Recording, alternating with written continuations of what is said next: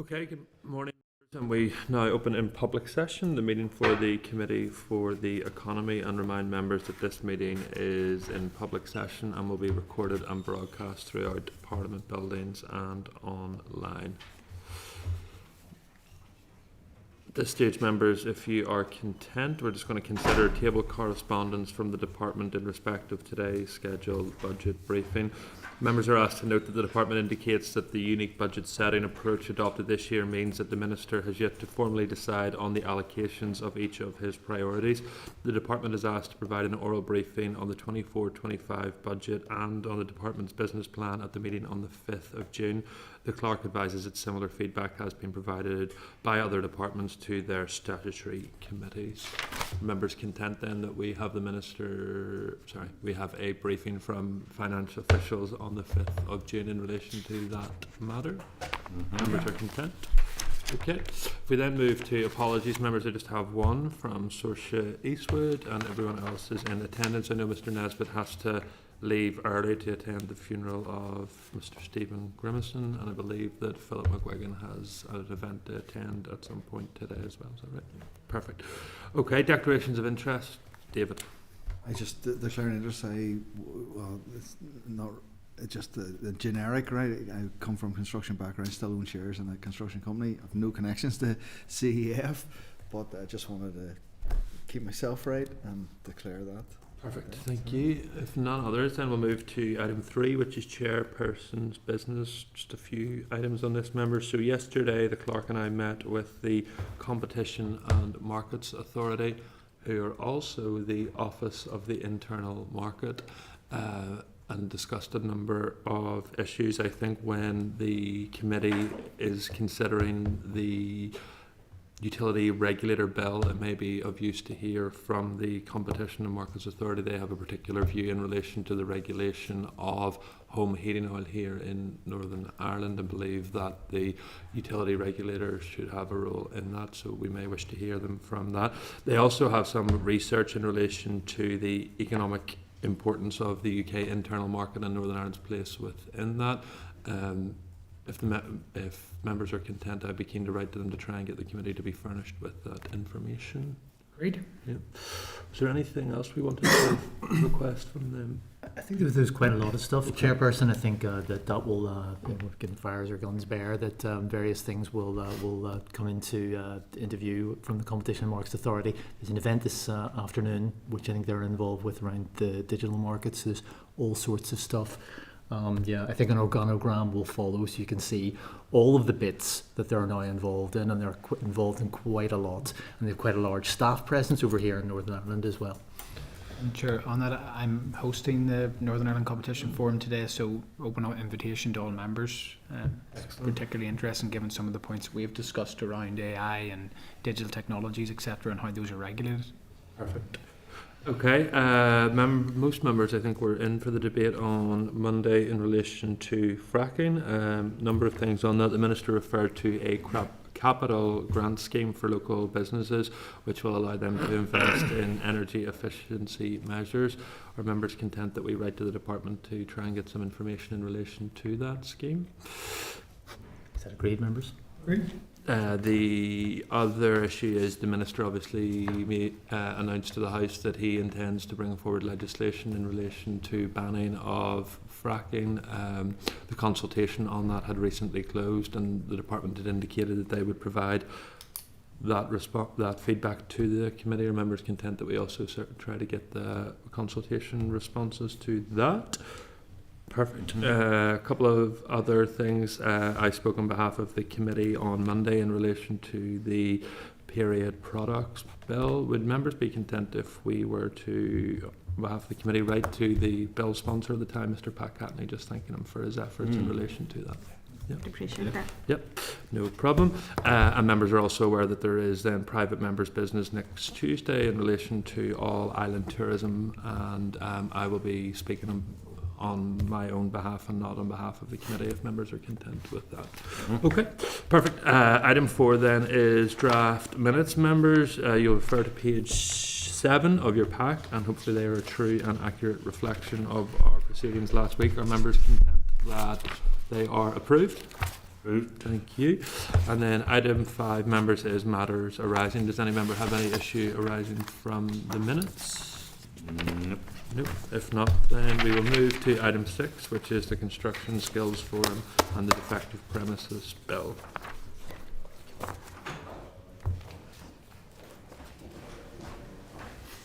Good morning, good morning. Okay, on behalf of the committee, I am delighted to welcome Mr. Mark Spence, Chief Executive of the Construction Employers Federation, Fionnuala McKenna, Head of Strategic Engagement, Construction Futures NI, and Mr. David Fry, Head of Public Affairs, Construction Employers Federation. There is a covering note from the clerk members at page 17, and at page 23, a paper from the Construction Employers Federation, at page 28, a copy of the EY Construction Industry Skills Review, at page 41, the Department's Employer Skill Report from 2022, and at page 93, departmental correspondence on the apprenticeship levy, a copy of the Communities Minister's Statement on the Defective Premises Bill at page 107, and the cross-departmental report on improving safety in high-rise buildings in Northern Ireland at page 110. On behalf of the committee, I'm delighted to welcome you all here this morning, and very happy to hand over to you to provide some evidence to the committee. Thank you, Chair. Thank you, members, for the opportunity to brief you today on skills challenge facing the construction industry in Northern Ireland and how we are seeking to address it. My name is Mark Spence. I'm Chief Executive of Construction Employers Federation and joined today by my colleagues Fionnuala McKenna and David Fry. As you may be aware, Construction Employers Federation is the sole certified representative body for the second largest industry in Northern Ireland, the construction industry. We represent approximately 70% of construction in Northern Ireland, around 800 businesses of all sizes employing over 30,000 staff directly and 65,000 in the wider supply chain. With respect to the committee's interest in the subject, Chair, and reflecting on the recent announcement by the Minister for Communities, we acknowledge the proposed bill, which will introduce new provisions into the Limitation NI Order 1989, establishing a retrospective period of up to 30 years and a prospective period of up to 15 years, in which a party can take action for defective premises. With many of our members working in England and Wales, and therefore being familiar with many aspects of the Building Safety Act 2022, it is to be noted that this will now bring us into line with other jurisdictions in the UK, and we look forward to working with the Department for Communities Residential Building Safety team on this and other elements of the expert panel report, Improving Safety in High Residential Buildings in NI, going forward. Turning back to the briefing note which we have provided, the skills issue facing Northern Ireland's construction industry are many and varied. The sector is complex, with a broad landscape of employers and skilled providers with limited points of coordination between them. It faces stiff competition for resources with the rest of GB and ROI, and at home competition is provided by existing and emerging sectors, with retention of staff being an ongoing challenge. The industry also faces significant drivers for change. The green economy and net zero will influence the shape of construction for years to come, and there is an increasing role for digitisation, AI and software development in construction and increasingly manufacturing processes. The sector has recovered strongly from COVID, but with significant spending cuts and cost increases, this has weakened confidence in pipeline and future supply chain. This knock-on effect naturally impacts skills and apprenticeships, and key issues include an immediate shortage in core trade skills, competitiveness of reward packages in ROI, UK and further afield, the perception of construction as an attractive career path, and people not qualifying with the right skills required by the sector. Due to the urgency of the above, Construction Futures NI has been created following last year's EY Industry Skills Review. This is a company operated jointly by the employers through the CEF and the employee representatives from the Unite and GMB trade unions. The joint objective is to identify a range of challenges faced by the industry and to develop meaningful solutions to these. We hope to advance NI's construction industry by informing, attracting, developing and retaining our workforce. Construction Futures NI therefore seeks to enhance the Minister's vision on skills and the economy. Currently, the focus is on actively listening to the concerns of stakeholders, including educational institutions, community groups, industry members, CITB, NISC, and other organisations performing similar functions such as STEM, Mega, Work Plus. Efforts are also directed at integrating these insights into existing partnerships, such as the Built Environmental Sectoral Partnership. Common issues raised include the perception of construction industry in schools, the need to promote vocational sectors alongside traditional academic paths, challenges in linking apprentices with subcontractors, the lack of sufficient connections with employers to facilitate work experience, a demand for more comprehensive information on construction careers and a better understanding of entry routes into the industry, a disconnect among schools, further education, higher education and training providers who are often seen as competitors within or with restricted collaboration. The complexity of training and qualification frameworks, which can be challenging to navigate for those not familiar with the sector-specific language. Addressing these concerns requires improved collaboration between the departments for economy and education to enhance the education and training system and streamline the career service, and better coordination and promotion within the industry will also be crucial to assist with this. While the establishment of a construction skills forum has been identified as a priority, it is earmarked for future consideration once additional groundwork in stakeholder research and engagement has been completed. The current priority remains on understanding and documenting these issues to better prepare for the eventual launch of the forum. However, as an initial target, Construction Futures NI will improve awareness of the sector through its specific NI Built Environment Careers Prospectus and by launching a gateway website for the industry. The prospectus will be aimed at students, career changers, the economically inactive and older audiences, and will illustrate that construction offers viable career paths at all educational levels. It seeks to simplify the complex construction ecosystem, as well as the qualifications and training landscape.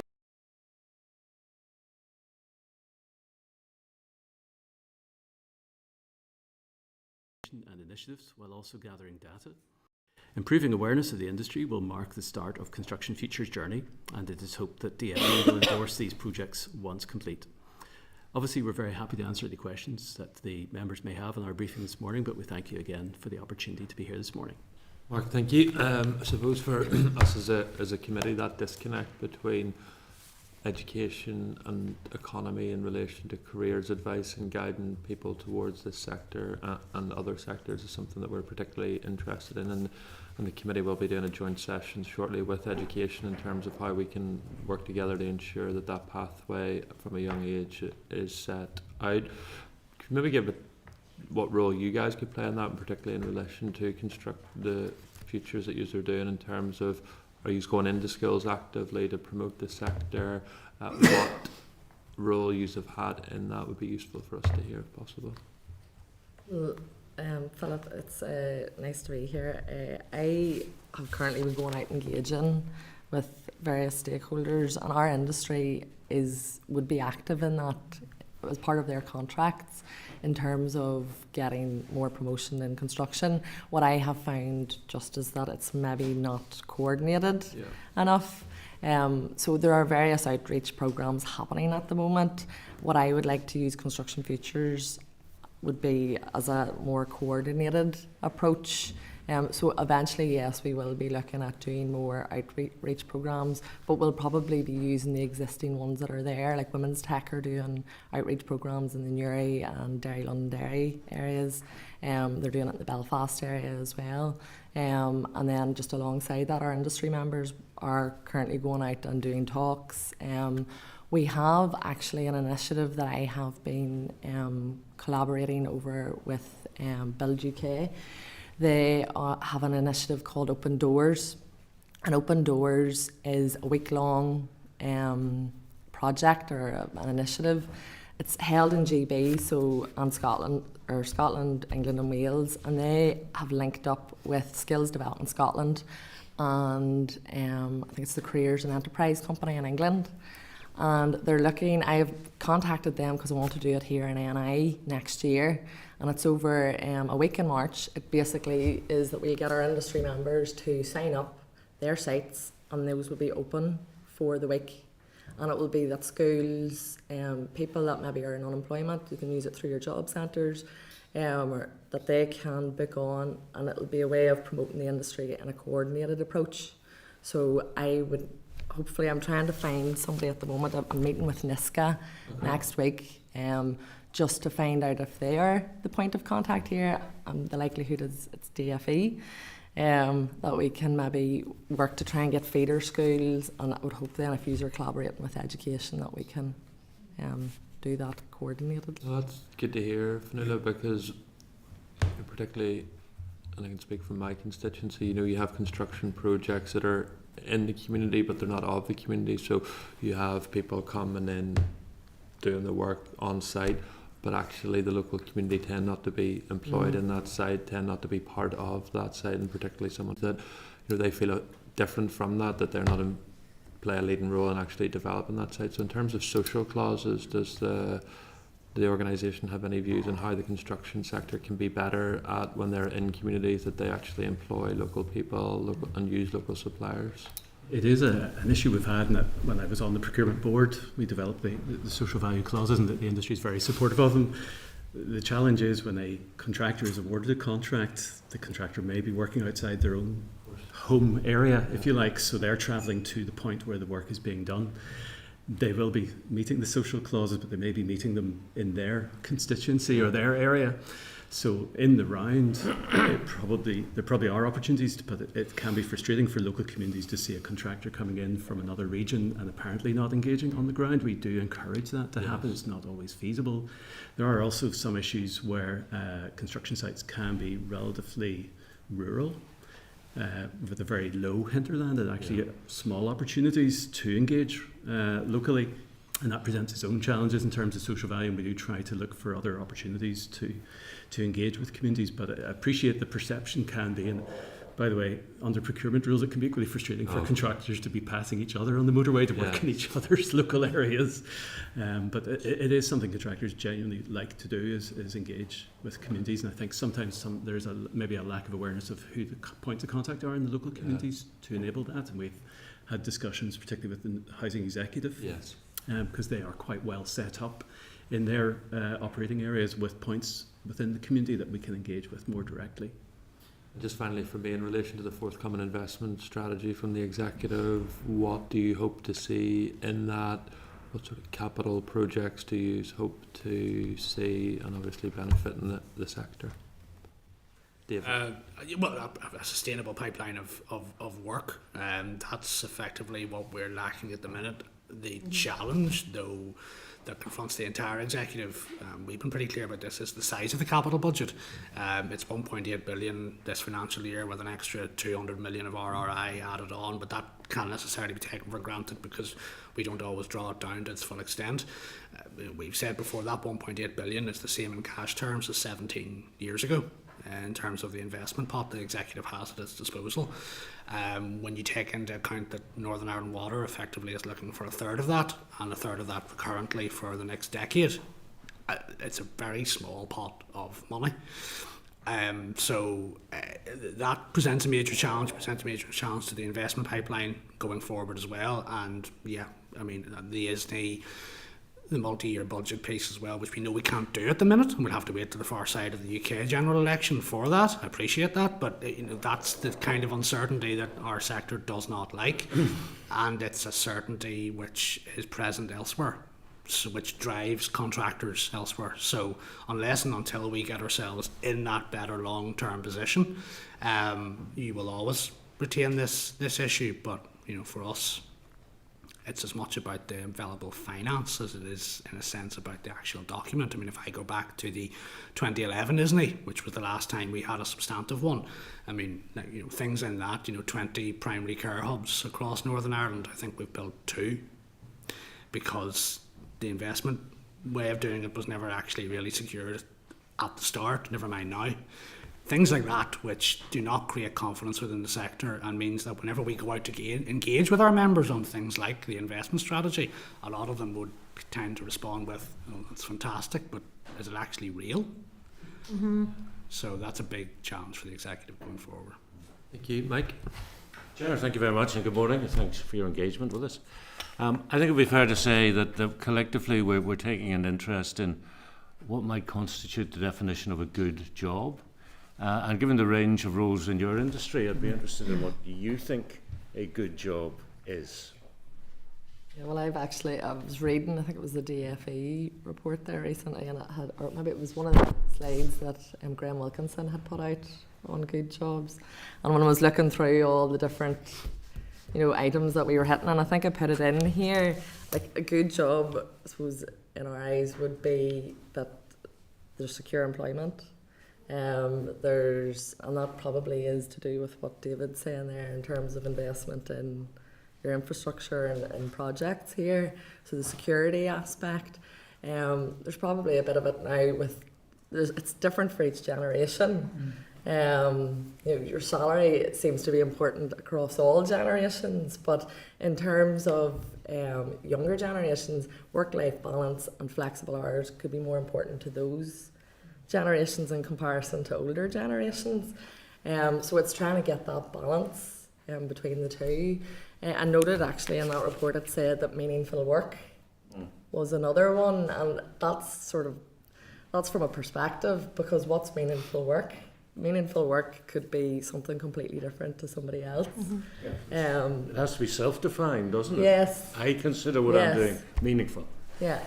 Because there would be, I want to choose my language carefully, there might be, say, more glamorous roles within your industry and less glamorous roles. Yeah. And you don't want to come out with a definition that makes those in the less glamorous sector feel disregarded or lesser, because they are important parts of a whole. And this is where the construction sector, like, it covers a wide range. Like, I have been involved now, since I was at school, from 16 right the way up. And you have, like, I have came through the higher education and the professional roles, but I have worked alongside many people that have came through different roles, whether it's the vocational sector, through training, through FE. And there's people that would hate to be sitting behind a laptop, that want to be outside, hands-on, and then there's people that just don't like that. So sometimes I think it's about being, like, feeling a part of something as well, and that you're making a difference. And that's where maybe perhaps the construction industry hasn't sold itself particularly well, and we'll hold our hands up on that. And that's where I would like to see that Construction Futures NI can promote that a little bit better and give that opportunity to people to understand what all these roles are, and just make it a little bit clear as to how I get from being 14, 15, or if I'm 28 or I'm 40, that I want to change my career, because it's happening more and more often now. People are not staying in jobs for 40 years. It's changing all the time. So it's just to try and make that more simple. And one other area that I'm interested in is gender budgeting. In other words, looking at the impact of government budget spend on creating jobs for men versus women, and your sector obviously would be weighted very much towards men in the way social care is weighted in the other direction. What can you do to tackle what is effectively a stereotype? Yeah. Well, I suppose it helps that I'm a female. Look, it's a case of which sector you're in, and at the moment the sector has been increasing on a yearly basis with females. I think there's a tendency as well, like, I've been in schools at the moment just sort of trying to gauge what the perception is of the industry, and there's still that perception of men. I have told them about the various women that are now working in the sector and what they're doing. I was at a meeting with Women's Tech, I've been at a meeting with Women's Tech a few times now, and Lynn and myself have been coming up with a few things that we could potentially do to really show inclusivity in the sector, because I've noted there, out of all the younger people that I've spoke to, that was the top reason why the perception of construction was poor, and it was the lack of inclusivity. So it's definitely a key focus for me in terms of what we're doing in Construction Futures, whether it's looking at additional bursaries for females, whether it's looking at more flexible working, because that's maybe it doesn't lend itself to some roles in construction, but it's something that perhaps needs looked at just a bit more and vocalised more, I think, which would help. But there's definitely a few initiatives that we're thinking of to. I think there's a lot of work. Yeah, there's a lot of work to do. Many years ago, I was actually at business school with Mark's predecessor as chief exec of CEF, and there was one woman in the class, and she was an engineer, and some people kind of gave her space as if there's something wrong. So we'll probably come a distance, but we've got a greater distance to go. There's quite a few women now out in trades, and it's just getting that out there, that there's women out there. And you know what, I'm not saying, but a lot of the women that are out there are very good at their jobs, and if we had more women in it, that's what we need to do. We've got a shortage here, and we're only targeting 50% of our population, so we need to be targeting females. So that is definitely in our plan for Construction Futures. Good to hear. Thank you, Chair. And I just add my endorsement to the work that Lynn Carville and Women's Tech are doing. Absolutely. given that they're based in North Belfast. I don't tend to get to mention North Belfast too often. Up for you. Exactly. Just twice. Yeah, Garen. Thanks, Chair, and thanks to you all for coming in. Firstly, just to say, I thought the briefing paper was really excellent, actually, and it touched on all the key points that we've been discussing as a committee, and obviously in terms of the Minister's economic vision as well. You can see each of the points addressed. And just following on from Mike's point, it was an issue that I was going to raise as well, just in terms of that gender balance piece. I think in your paper you had said approximately now 15% of the workforce is from obviously the female background, and obviously there's a clear piece of work that needs to be done. That being said, you're not the only sector that has affected. I think whenever I was at university doing computer science, there was one female in my class. That has now changed and it's progressing. So I do have hope that you can turn that around. And in terms of the perception of construction as an attractive career, one of the issues I get regularly through my constituency office is the lack of employers wanting to take apprentices on, and it's a challenge that I think that is starting to frustrate a lot of people just in terms of getting that experience.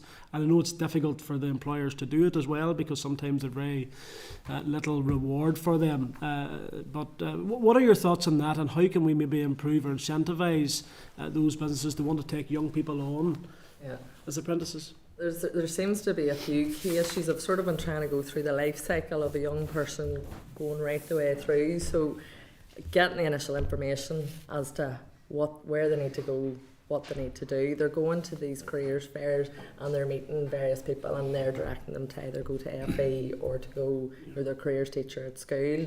And that's how they're, like, for example, at FE, if they're looking to take on a trade, then the next step for them is, right, I know I've got into my course now, I need to get an apprenticeship. Now, the FE colleges have their training and support officers. I've been in half of the FE colleges now, and I've sat on the construction hub there a few weeks ago just to sort of get a feel for the collaboration that's happening between the FE colleges. And there seems to be, that issue of industry linkage, and their training support officers are doing their work in terms of trying to link up with people, but what they've told me is that they need more industry members to come on board. So that's something that we'll need to look at. In terms of the CEF, and I've highlighted this to our members, we're the main contractors. So the main contractors, the construction industry is so complex. And I think people don't really maybe fully understand it, alongside your training and qualification system, which is so complex. So it's just a mix of things, like barriers that are there. The main contractors are effectively the managers of these sites. And then the problem here lies that the subcontractors are the ones that are on site doing the physical work. The main contractors can hire your QSs, your engineers, you'll have architects, professional roles. There's maybe not as much of an issue getting those apprentices linked up, but the issue that we're seeing is the apprentices for the subcontractors. And it's the structure. The subcontractors are smaller, most of them are smaller. They don't have HR teams. They have smaller resources. There could be 2 or 3 men or women, out on site. It could be halfway through a job that they can even understand if they're making money on a job. So their priority is probably just they're trying to make money. So trying to get some sort of incentive, like the grant fund, like the funding structure, I know a lot of them are saying it's not worth my while to take on an apprentice. So there's something there that we potentially need to look at alongside yourselves, that whether it's, if there's subcontractors taking on apprentices, that they should be getting paid higher rates, or those that aren't, well, they're on a different rate. That's, I'm just trying to think of things that we could potentially do to try and help with that link. But there's going to just have to be a lot of collaboration, and as part of this prospectus, I'm hoping that I can take it on a sort of council basis, so that I'll get companies, smaller and larger, to put in the amount of apprentices that they have available, just to help with that link, because we know that sometimes just knowing who to contact is part of the problem. But there's a list, and that's something that I'm working through, to be honest, just to take it in steps. At the moment, it's the information and the promotion part, but that is definitely working alongside this, how we can Thanks. create these better links. And the chair obviously had touched on the work between ourselves and education in terms of improving those Yeah. relationships. So that's definitely something that we need to prioritise. Just a final question, and it's in terms of people qualifying with the right skills. You had a survey done. 90% of respondents had a shortage. 60% of those were from the Derry City and Strabane area. So clearly, you have a role as well in terms of addressing that imbalance piece as well. Just in terms of the skills piece, are there particular issues? Obviously, the 60% within the Derry and Strabane area. Are there particular issues, obviously geographically as well? Is that what you're trying to draw out there? I was trying to get. There's that much information out there, and it's maybe trying to get it all collated into one place. That was a survey that I just carried out to find out, because a lot of our members are working in England and down south. So that was to find out where their current projects are, where those were, because construction's moving about all the time. So it's trying to that's the current where it is, but there probably is something from that now that we need to look. I'm meeting with Northwest Regional College now in the next few weeks, and just to get a feel for what's happening in those courses up there, what their intake is there something there that we should be collaborating with them in terms of our companies to try and promote, and even the schools in that area as well. So it's just to give us a bit of an idea regionally what's happening. Thank you, David. Thank you, Chair, and thanks for coming in. You actually was going to question around that piece, and it was the understanding actually of the contractor's not the person that employs the apprentice, that the apprentice is a subcontractor, and the subcontractor often in a lot of jobs will subcontract to one man or two people, and that's the diversity of the industry, which makes it complex for that apprenticeship. But the model of apprenticeships and my experience of that is it's the accessibility of it's difficult both for the contractor and for the individual at the school or whatever. I suppose there is a little, you do get, like you'll do on a building site kind of attitude within some schools, which needs to be smashed. The amount of skill jobs that are there and the value of those and what they're being paid is phenomenal, and a great career. But is there some way of making that accessibility easier? And some sort of, I'll give you an example. Somebody called into the office Friday end of last week to ask me, because they knew my background of where the son wanted an apprenticeship, where did they go? So where do they, that child is registering he'll do anything, but there's no place that a contractor or a subcontractor registers I would be interested or I would have that then can be matched. There's no matching anywhere in the industry. So, and is that something that can be? This keeps cropping up. I have met with so many people now at this stage, and I've sort of been putting it to the side because I'm trying to get my head around the whole landscape of everything. But it seems more and more, and I'm actually looking at meeting with a company over in England because they do it, because it sounds like the shared apprenticeship scheme is what, and I know this has been trialled before with CITB, and I'd spoken to Richard Kirk from Work Plus, because obviously Work Plus are doing a great service in linking up apprentices, like a matchmaking service with companies, and it seems to really work with the professional roles.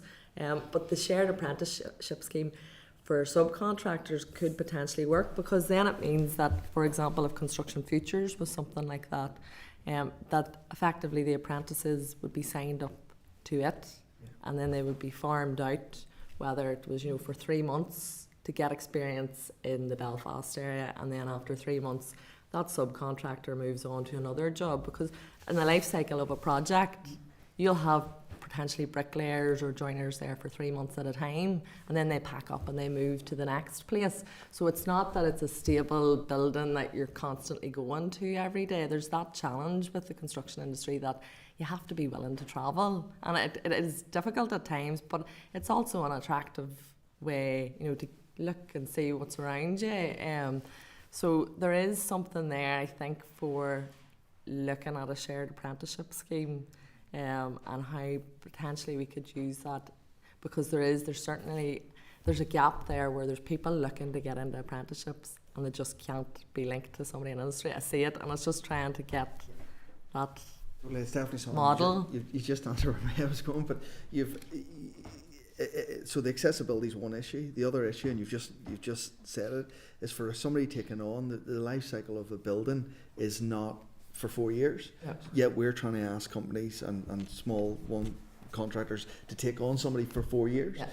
and that's not how the industry works. So is there a reform of the actual education piece, of the FE piece, that is or have you looked at any other countries of what they're doing? Because that, Joe, what is 20%? So it's 1 day a week.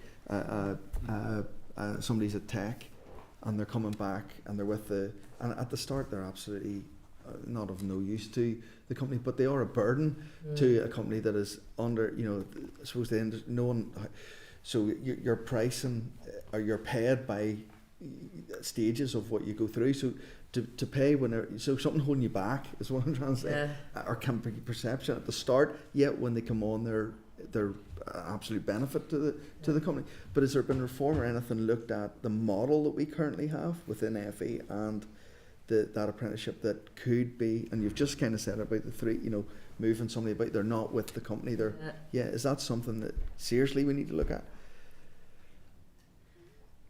Perhaps if FE had more resources for their training support officers to continuously, like, we can work and try and get more of our members and supply chain onto this list.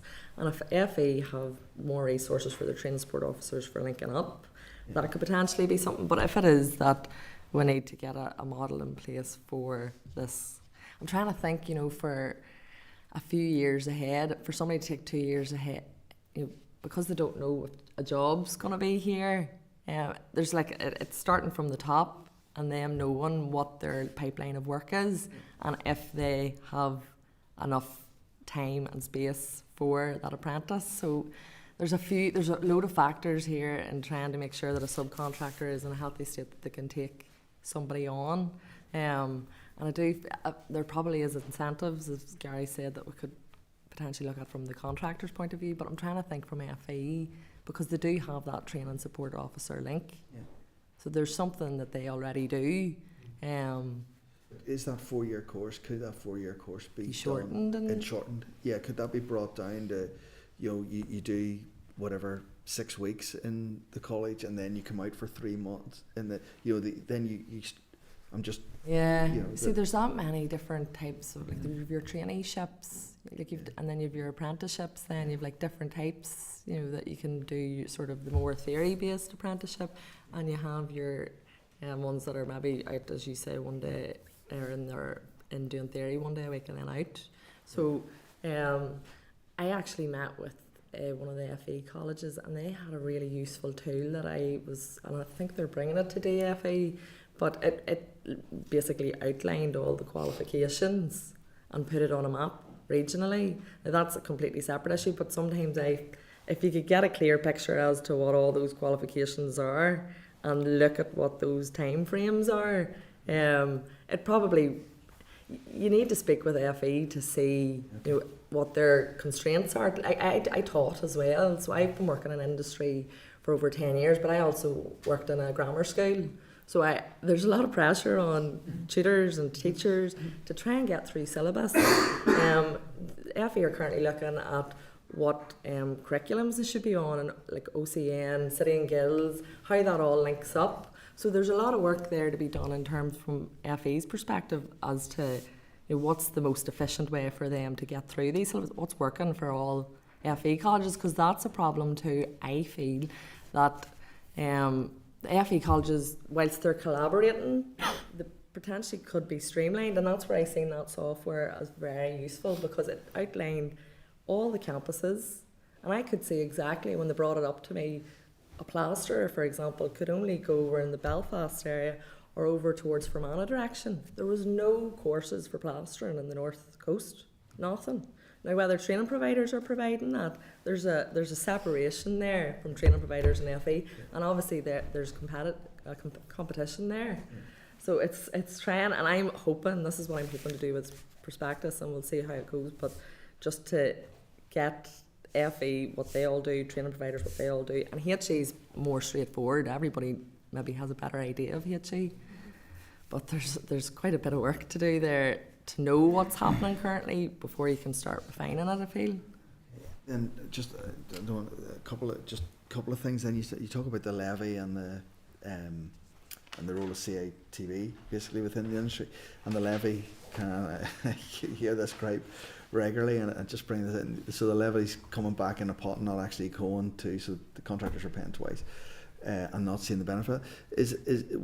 Give us your view there on what is it? Is CITB the vehicle to put the levy that comes down to expand that, or is it FE, or is it it's a coordination basically is what I'm.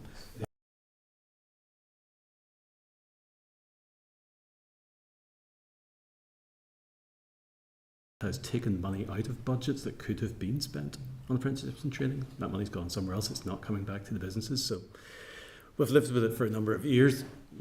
Doesn't mean we're content with it. We'd love that to be rolled back, but we know that's a Treasury decision, and we know the executive continues on that track. In terms of CITB being a potential vehicle to roll it through, CITB obviously collect the levy as well. That is a statutory levy. There would be contractors out there less than content that they have to pay that levy, to be fair, but equally we know CITB with that levy are somewhat constrained even in their resources and what they do. Fionnuala's got in under the skin of CITB very well since her appointment, but we know a lot of what CITB does is very valuable. It's maybe not on the scale that's required. Additional levy may help that. But equally, there is a working group you may be aware of. It was set up as well, including Work Plus and NIE, looking at if we could secure that equivalent amount of money from the block grant. And I know that's a big ask with the pressures that are on the block grant. But if that could once again be identified as available for training for all industries, construction would be just one of those. There may be other vehicles who could maybe streamline how that is spent and offer an alternative system, if you like, to CITB, which, as I say, we see Construction Futures as very much wrapping around the existing structures. We're not here to suggest anything other than that. We're here to support and wrap around. There are constraints in the CITB that are clear, and if there was additional funding available, we might have different views on how that might be spent. And then finally, just quickly, Chair, you mentioned about the skills forum and the forum between sort of education, government and industry. There's an all-party group in construction here, but I think it's only met once actually in the last 2 years, suppose, since we were elected. But is that the forum for it, or if that was reconstituted, is that something that you would look at as being that link that we could look in and specifically go for that skill, based around the construction skills, and just focus on something rather than a generic construction, if you like, be very specific? Is that the skills form you're talking about, would that be a vehicle that could? The all-party group, I mean, to be fair, it was very useful to us last year when we were launching our skills review, which EY had done and hosted us in the Long Gallery, and have had valuable engagements through that group. I suppose that group is our engagement forum with the Assembly members primarily, and whilst we do see others being called on occasions to attend that meeting, they're not standing members of it. So whether that group could be expanded to include other stakeholders, part of that's exactly what I mean. It's possible. Fionnuala's been, I suppose, trying to work our way through all of the stakeholders, and I suppose the risk with any group is it becomes so large it becomes unmanageable. The EY report indicated we maybe wanted to look at a membership of around 8, which again, maybe it's at the other end of the spectrum. That sounds quite small, but it would need to cover stakeholders in industry, in the Assembly, in the various, and this is where it starts to proliferate. There are so many stakeholders in that training and education provision sector where you don't want to leave anybody out, but if we include everybody in, it becomes very large. The other alternative is that the building sectoral partnership, which we haven't had much experience yet, but you'd engage with them on one occasion. Yeah, I've been at one meeting and CITB, they chair it and are the secretariat to it, and I've sat in it just as a first meeting to understand where they're going with it. I don't know if that's something that, from my reading of it, it seemed to be more so looking at the qualifications and apprenticeship framework. That's what the built environment, or the sectoral partnerships were created for. I don't know if that's now what it still will be going forward, or is there going to be a wider remit for those sectoral partnerships? I don't know what DFE's thoughts are on that, but potentially there's something we could do there. I have been looking at comparators, like Scotland, for example, on their skills forum, they had an initial steering group, and it was government led, and then they had all their different branches off with different areas that they wanted to look at. And down in the south of Ireland, they had something similar, but they brought more industry into that steering group and then sectioned them off into apprenticeships, and you could have a variety. So you could keep the steering group smaller and then have your smaller little, somebody on digital, somebody on net zero, somebody on apprenticeships, somebody on the promotion side, and linking up with schools. So it probably the overall framework of it will be big, but it's probably an agreement with Mark that the steering group, just you wouldn't want it to be too big that you would get nothing done. So but Thank you. Lisa? Padraig? Thank you. Just checking firstly, you can hear me okay? Loud and clear. Thank you. Well, look, thank you for your presentation. I thought it was really useful, and just to concur with comments made earlier, the briefing note was really useful and gave us a lot of detail on it. I'm keen, we've touched already a lot on education and on further and higher schools model and stuff like that. So a lot of the questions I had have already been answered, but I'm keen to kind of get a wee bit more detail on those. So the first question I have, I suppose, in a wee bit more detail. Second question is just fairly straightforward. It's just around trade. So first point was really around schools and the FE model. So I would be our party spokesperson in further and higher education. So would work very closely with the colleges across the north and in the south as well, and obviously representing the border constituency. That's key because a lot of people in Derry, where I represent, are going to the south, to the north, both for work but also for training as well. So that movement's something that we're very aware of. Within that as well, one of the things which I've been speaking to a lot of schools on in the past has been that the model for sixth form colleges at the minute means that they're forced for their funding to retain students, when actually those students might be better served getting them the apprenticeship, might have the desire to go for apprenticeship. Yeah. So what I've heard, and I suppose it's anecdotal and it's to hear from your own experience on this, has been that that's actually created more young people who are going in to construction, who are going into skills in terms of the learning part of it, and who are doing the courses. But I'm keen to hear what you see as the result of that, because while we're getting maybe an increase in numbers who are taking on the course as part of their sixth form program, it not prohibiting, I suppose, by giving people another route that's not an FE college, are you finding that further down the track that actually reduces the number of people who are going into construction? And I'm keen to hear a wee bit more just about your links with schools, with FE colleges and around that. Second point is just a short one. You've given us a lot of stats there already that have been really useful, but I'm keen just to probe a wee bit on the breakdown of the specific industries that you're currently finding gaps on as well. So it's just to see if you have a specific breakdown on what trades exactly you're finding I suppose most disparity with. Is there regional imbalances there? Are there gender imbalances? And right across the board, are you seeing specific skills gaps that need to be targeted, as well as the broader overall picture? Okay. Well, I'll maybe answer the easier question first then. In terms of the various industries, so I have been looking through FE. I know this is FE, but I'm trying to get more data there. I like data, so I've been trying to get more data in terms of their courses, how many people are attending those courses, how many people are not completing those courses, which seems to be difficult information that I can't get. So some of the information that I have now is anecdotal as well, in terms of your plumbing and your electricians and your joinery courses tend to be easily filled. From FE's perspective, the wet trades, so we call them the wet trades in construction, so the likes of your bricklaying, plastering, tiling, Painting and decorating as well seem to be issues for skill shortages. You'll find bricklaying is one because you're not protected. You're out in the elements, so it's not an attractive trade or skill, to go into. The painting and decorating one, it's confused me because there's so many people doing these interior design and different things. So, but it seems to be one that I'm hearing from FE colleges. In terms of the craft training, it's something similar. Like some of the training providers that I've met, and they are for example, up in the Strabane area, craft training NI, like they're very good, and they've done really good promotional pieces around plastering.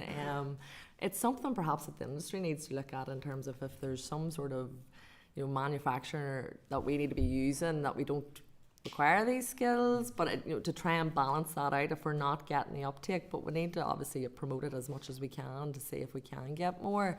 From HE's perspective as well, the higher education, I've met with UU and I've met with Queen's, and one of them have said basically the courses that you come out with a titled role. So if you come out with a quantity surveying occupation, they don't have issues with getting those types of people in, or architects, but the roles where you might have construction engineering management where it's listing skills, for example, they're not getting the same uptake for those courses for some reason. So yeah, that's the HE and FE. Your first question, you'd asked just about Yeah, it was just around schools. So we found, and I know in other areas as well from talking to some of our older team, that a lot of schools are retaining pupils now in sixth form. Oh yes, yeah. So they might be doing a course which might make up to their A levels, which would be on construction, but then they're doing another A level, so they're still, I suppose, part of the school infrastructure. They're still registered as a school pupil. Yeah. But then it's to see how many of those pupils are actually going on and actually entering construction. Yeah. And if you're thinking, is that a barrier for them, going forward? Yeah, if well, they come through school? I've met, so obviously CITB have a teachers forum, and they looked at, I think, when they got the GCSE construction up and running. I know there is a need, and I think they're currently looking at it, but having spoken with the higher education colleges and FE as well, they want an A-level construction. There's no A-level construction out there, so I think that would assist in sort of maybe taking a step up into construction. The GCSE construction curriculum needs reviewed, it needs updated.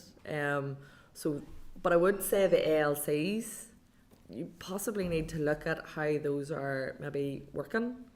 I'm sort of, from some of the schools that I get the whole keeping bums on seats and you're getting more money for that, but there has to be a sort of sensible approach to this. Sometimes not everybody is fit for higher education, and you're going to end up with people in jobs that are not fit to do those jobs if they even get through those courses.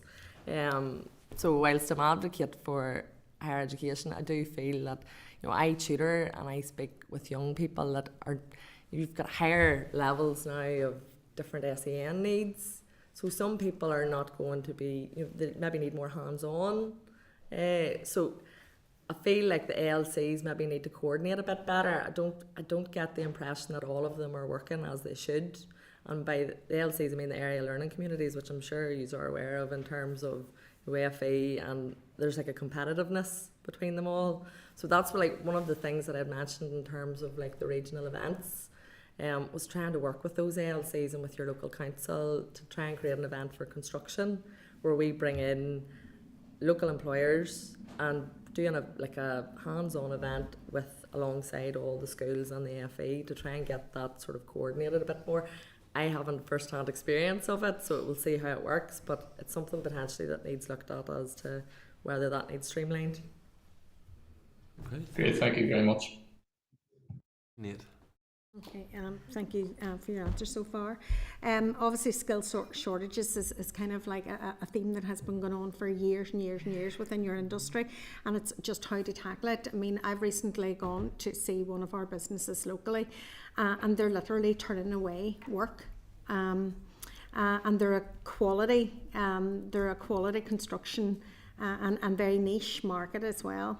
And they are finding, well, they've actually turned away from the apprenticeship programme completely because they need skills now, and the apprenticeship programme doesn't actually face into that immediate need. And they find the traineeships work much better for them. And they also find that they need to train their staff or their employees after they come out of the college, because the college industry standards are not the standards that they need for their people. So as your report indicates, there's a big gap in skills within the Northwest and within Derry City Council, because when they actually get the person up to standard and fit to kind of fly on their own, in their work, immediately Dublin is calling. So they are spending a lot of money training these young people to a very, very high industry standard, and they can't compete with the wages that Dublin is thinking. They're saying that their trainees can earn up to €2,000 a week going to Dublin, and so that somewhere in that, when you get down to the data, why it's so great, a skill shortage in a border region, that will probably tell you part of that story as well. So how does the Federation compete with the wage differentiation between the jurisdiction of north-south? So that's an easy one for you. It's a big issue. It's been a long-standing issue, and actually, if you're old enough to remember when the Olympics were going to London, at that point in time, that was the issue. So there's always a more attractive market. It's exacerbated by the point David made earlier on about the lack of pipeline here and the relative lack of sustainable public sector work here. It is very hard to compete on wages. We recognised that last year in the report that set up Construction Futures, that retention of skilled staff and retention of trainees, who you rightly say you invest time and money to get to a point where they're attractive enough to leave you and go and work elsewhere. So there's a contextual piece there out with our control in terms of building sustainable and good jobs locally, but there is a pressure then to actually try to match salaries, which again comes back to sustainable resources, and competitive tendering tends to lead you towards trying to restrain all your costs, including salaries. So it's a conundrum. There is no quick fix to it.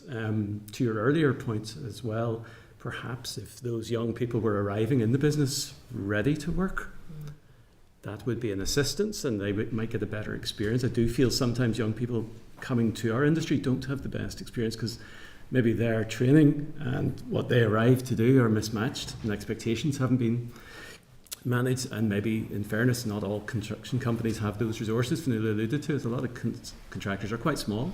They don't have a training department, they don't have dedicated resources to assist those young people, so there are systems in place maybe around buddying up with a more experienced member of existing staff. There are things we can do to try and improve that sense of connection and the sense of being part of a business. And to be fair, I think within construction there's a great loyalty to family businesses.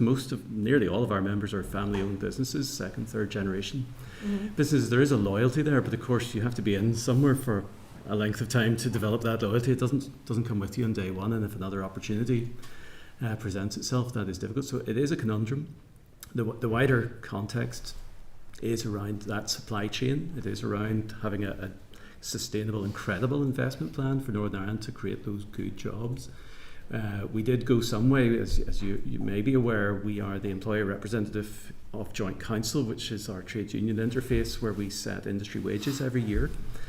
We did significantly uplift apprenticeship salaries last year to ensure that, for example, that even jobs on a petrol forecourt or a local supermarket, we're now matching those on day one for apprentices who have to learn, because we realise that's an obstacle. Young people like to have money in their pocket immediately, and there are other diversions and attractions. But I think, you're right, our biggest risk is those in whom we have invested find other opportunities, and the market south in this island is still very attractive.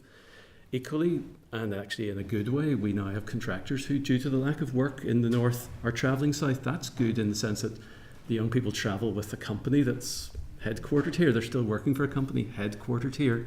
So we're not losing those young people, and hopefully in time when we find we have more resources here, they'll travel back with those companies who are embedded here. So we'd much rather see companies travel with their people than the young people leave and go and work elsewhere.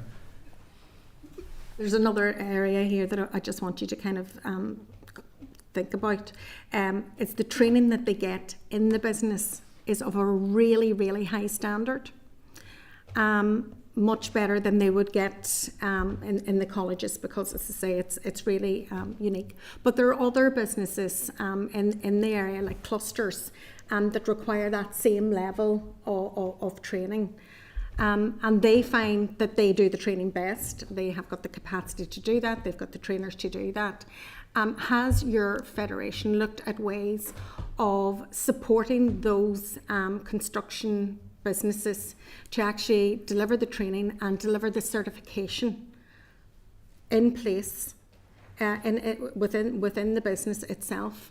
That I think that's another way for employees to want to go to certain companies, to stay in certain companies, because they're going to be trained to the very top level and cutting edge of their industry. I mean, this company has contracts right throughout Europe, right throughout the world, in fact, and they, the minute they train someone else wants them because they are of that standard. So is your industry looking at other ways where the business, the construction industry themselves, or the business, is the trainer? You come directly from school into your trainer, and if it's in an area where there is a cluster around that speciality, that they become the trainer themselves. Now, I'm not doing anybody else out of traineeships or jobs or colleges. I'll have Leo Murphy on the phone in 5 minutes time. But there's horses for courses sometimes, and there's industry standards that are way beyond that is in this kind of cutting edge industry. What's your thoughts on that? There is companies that are out there. I know a few of them now that are actually training up bricklayers to install their product. There is another contractor doing the exact same, and they're training up to a high level, as you say. To be honest, I haven't fully looked into that because I was conscious of the current structure of FE, of HE, of the training providers and what they're doing. Haven't spoke with them and listening. I sort of gather that there's a few that have industry advisory boards where they're taking in information from industry and going off that to adjust their curriculums. But there is probably something there in terms of using a business and trying to train up. We are looking at a pilot at the moment with one of our main contractors, but it's more like an employability programme. So we would take one of our sites that's going to be 2 to 3 years. We know that it will be there for a length of time. There's a classroom on site, and we use that classroom with the site as the practical area to try and, it's more to get people skills and use that as an initial coming into construction, but there's potentially something there to see how that works, and is there something then from that we could potentially be looking at in terms of, but it's just again trying to get a project where you would know that you'd have that length of time on site. Is there something there we could be using for their actual headquarters? So it's something that I haven't fully looked at, but it is in it's there to be looked at. Perhaps, Vanilla, I'll get back to you on that. It'll be interesting to chat on that. Keenly and kind of I'll give you more detail. Yes, that'll be good. Thank you, Sinead.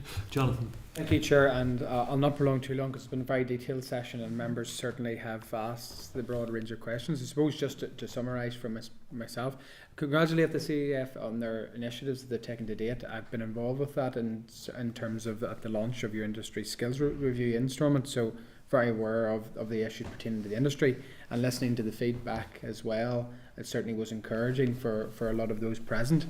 I suppose the biggest theme I believe that still needs to be grappled with is perceptions, and you've touched on that wider. I think there's a lot of work to be done there, and it's a hard road because it's very ingrained in people what construction means. And for many of them it's heavy, dangerous labour in some degrees, and we know that has changed, we know practices have changed, but I don't believe that has fully trickled down into what what is being taught towards our younger people in terms of the perceptions of industry, and that's being driven not only from an education point of view, but probably also by TV as well, in terms of, you know, what is their digest of what construction is. It's what's based on the movies, etc. You know, it's very fixed. So I don't know how that is solved in total. So fair play to you, and I wish you well on that. But other issues such as paying conditions. Like I remember whenever I was making that decision, whether it was apprenticeship or whether it was higher education, and you know, I think probably there's a misunderstanding of just how well paid some of these jobs are. And I think very often what you have is those that aren't in the construction industry who have a fixed perception actually doing the industry down, because some of them are so well paying. Like I know people that have went on to do trades and no debt and doing very, very well, you know, their own businesses going and creating employment. So they're actually case studies for young people who actually want the ability to run their own business and actually be hands-on, because everybody's different and there is a wide range of jobs in the sector that also has to be really fully explored. The other point, and I'll touch on it, which is the apprenticeships. And again, David hit on a key point for me, which I think there's two sides to this coin. And the concept that Sinead's talking about, I think that does have a role, particularly in some very specific areas of construction where industry-led training certainly does have its advantages. But I think we're in the context where we are now, it's how we can integrate the heavy sector better in with employers in terms of how we go forward. Accessibility on one side of the scale. So we, just don't look at construction. The wider apprenticeship debate, there is a huge issue around accessibility, because what you still have is you have parents, mothers and fathers running around the countryside asking employers, will you take my son or daughter on? That's happening. Like, that's very antiquated, and it shouldn't be like that. So having a central system whereby they're logging on, and I know some of your report looks at this, but a central system where you're logging on to say, here's the opportunities, I would like to bid at this or bid at that or get an opportunity. We need to change that, so employers need to really understand it's still happening. The availability now is actually those that want to take on apprenticeships, and this is on the other side, this is on the employer perspective. Retention is their biggest issue. They're sick, sore and tired of putting their man hours and skills into training somebody up only for them to leave the moment it's over. And that is a huge issue. I'm not sure how we really deal with that particular one, but I think on accessibility we need to change. I talk to young people even today that are in training colleges and further educational colleges doing apprenticeships, and there is always a get on the course, and you could be directed towards people that have expressed interest before to get into the looking for apprentices. The pool's getting smaller because a lot of these employers don't want to do it. That's a real issue. So that's some thoughts, they're not particularly questions, but I just wanted to send you away with that sort of, we need to really deal with accessibility and retention. And I know some of your report looks at the retention aspect, but they're huge issues to grapple with. And I mean, just as well, I mean, one of the things that I was often told, sort of a big issue that came out of the 07-08 recession was the boom bust, the perception that was something that was endemic in the sector. You'll know from your former role as chair of the infrastructure committee that while we're not looking at a boom bust scenario in house building over the coming period, we're looking at just not really building houses at all. We were before the communities committee a couple of weeks ago, and I know this isn't within your direct bailiwick, of course, but right now there's 19,000 houses that can't proceed due to the NI water issue. There is a massive stop, in effect, coming to housing. We've called it possibly the biggest issue that the executive faces in terms of a crisis at this juncture. That will, over a period of time, create the picture of, well, there's no jobs in housing because there's no housing being built.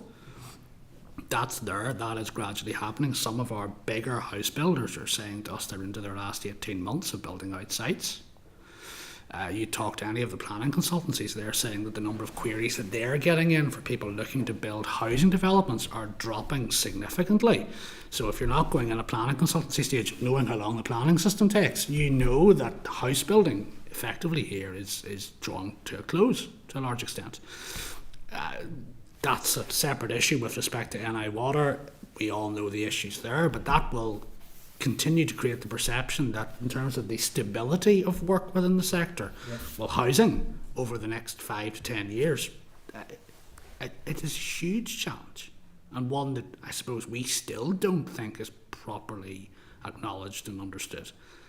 We know people, drains and cranes, we understand that people get that, but the extent of the investment required, you know, when you're talking about your water system requires 1/3 of the state's entire capital expenditure in every financial year for probably the next decade. There's no other comparator in the West, in Europe probably, that needs that level of investment. And we're at the lowest level of completion since 1959 in housing. I mean, you know, there's a boom bust scenario, but not the same way as it was 15 years ago, shall we say. But that will create a challenge in terms of, well, why would you go into the sector when you don't build houses anymore? Very fair point. I appreciate that. Good context. I've literally this morning sent off 2 emails in relation to the lack of housing in 2 small areas that I represent, so totally agree with the last point of David. I have no intention of keeping you very long. This has been very, very useful from our point of view. David kind of touched on all age apprenticeships, because we've kind of devoted most of the session to young people. All age apprenticeships are going to continue to be rolled out. You know, any particular issues, either positive or negative, with that?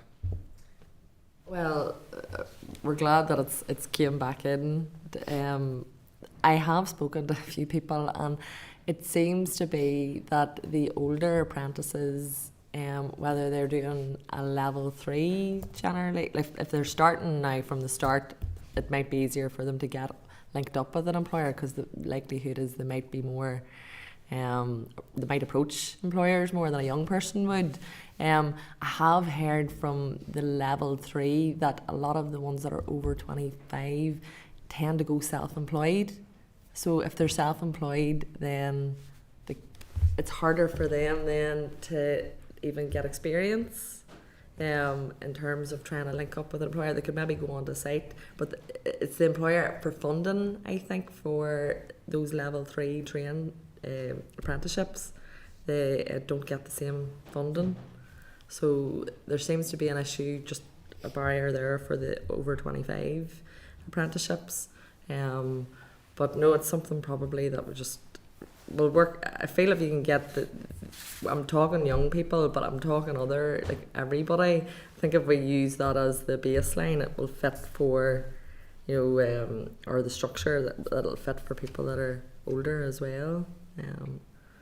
Enough. And I mean, you mentioned it, and I wasn't going to mention it. You said about older people maybe more likely to engage with an employer, and I was just thinking when Jonathan was making the comment about people running around asking. You know, I still think there's a role for that. I mean, I totally accept David's, but you know, as maybe a shy 16, 17-year-old, you and your family will probably want you to be working with somebody within the local community that you know. And I mean, a lot of these apprenticeships, I imagine, are being taken up in like family or extended family businesses, so that's very important as well. Yeah. No, it does tend to be that even if you don't have family, or if you know somebody that's in construction, that they try to link in some way. There's actually a group on Facebook called Construction Jobs NI, and every time I go onto it, it gets bigger and bigger. There's 30,000 members on it, and people are going on to that Facebook page. It's nearly like free advertising and saying, I'm an apprentice, I'm 16 years of age, I'm doing bricklaying, I'm from the Belfast area, I drive, I don't drive, does anybody want to take an apprentice? And whether they're getting something through that or there's no acknowledgement of it, but there's something there that could be used to point them to say, look, go to this website, sign up to that, and that will get you sorted. There's something there that could be used, because there is obviously there's people that are just selling themselves on Facebook rather than maybe ringing somebody and having a conversation. It's a different time now, so it's trying to use some everything just to try and get people into apprenticeships. Just on the back of Philip's point, if you don't mind, I think yes, I agree that there is a role for that local community engagement, but quite often what you had is you used to have FE lecturers at that time who were very invested in the individual and their courses they were going through. I tend to detect there's some more detachment on that, because I get parents coming to me who are in this very place. They have no knowledge of anybody in the industry. They have no experience in the industry, and whenever they go to the likes of FE colleges to ask for advice as to, well, is there anybody you know, and maybe they're not in a place because maybe they're not available, but there needs to be better signposting for those young people. That's I suppose more my That's true. my That's issue. absolutely true. That's where their training support officers should be doing that. So that's where I was saying, possibly does it need more funding in that, think it or could is be there an issue. something there that there's just not enough resources? I don't know what's happening, just to try and better link up people. Okay, colleagues, thank you very much indeed for that, and appreciate your time and your detailed response to the committee. Thank you.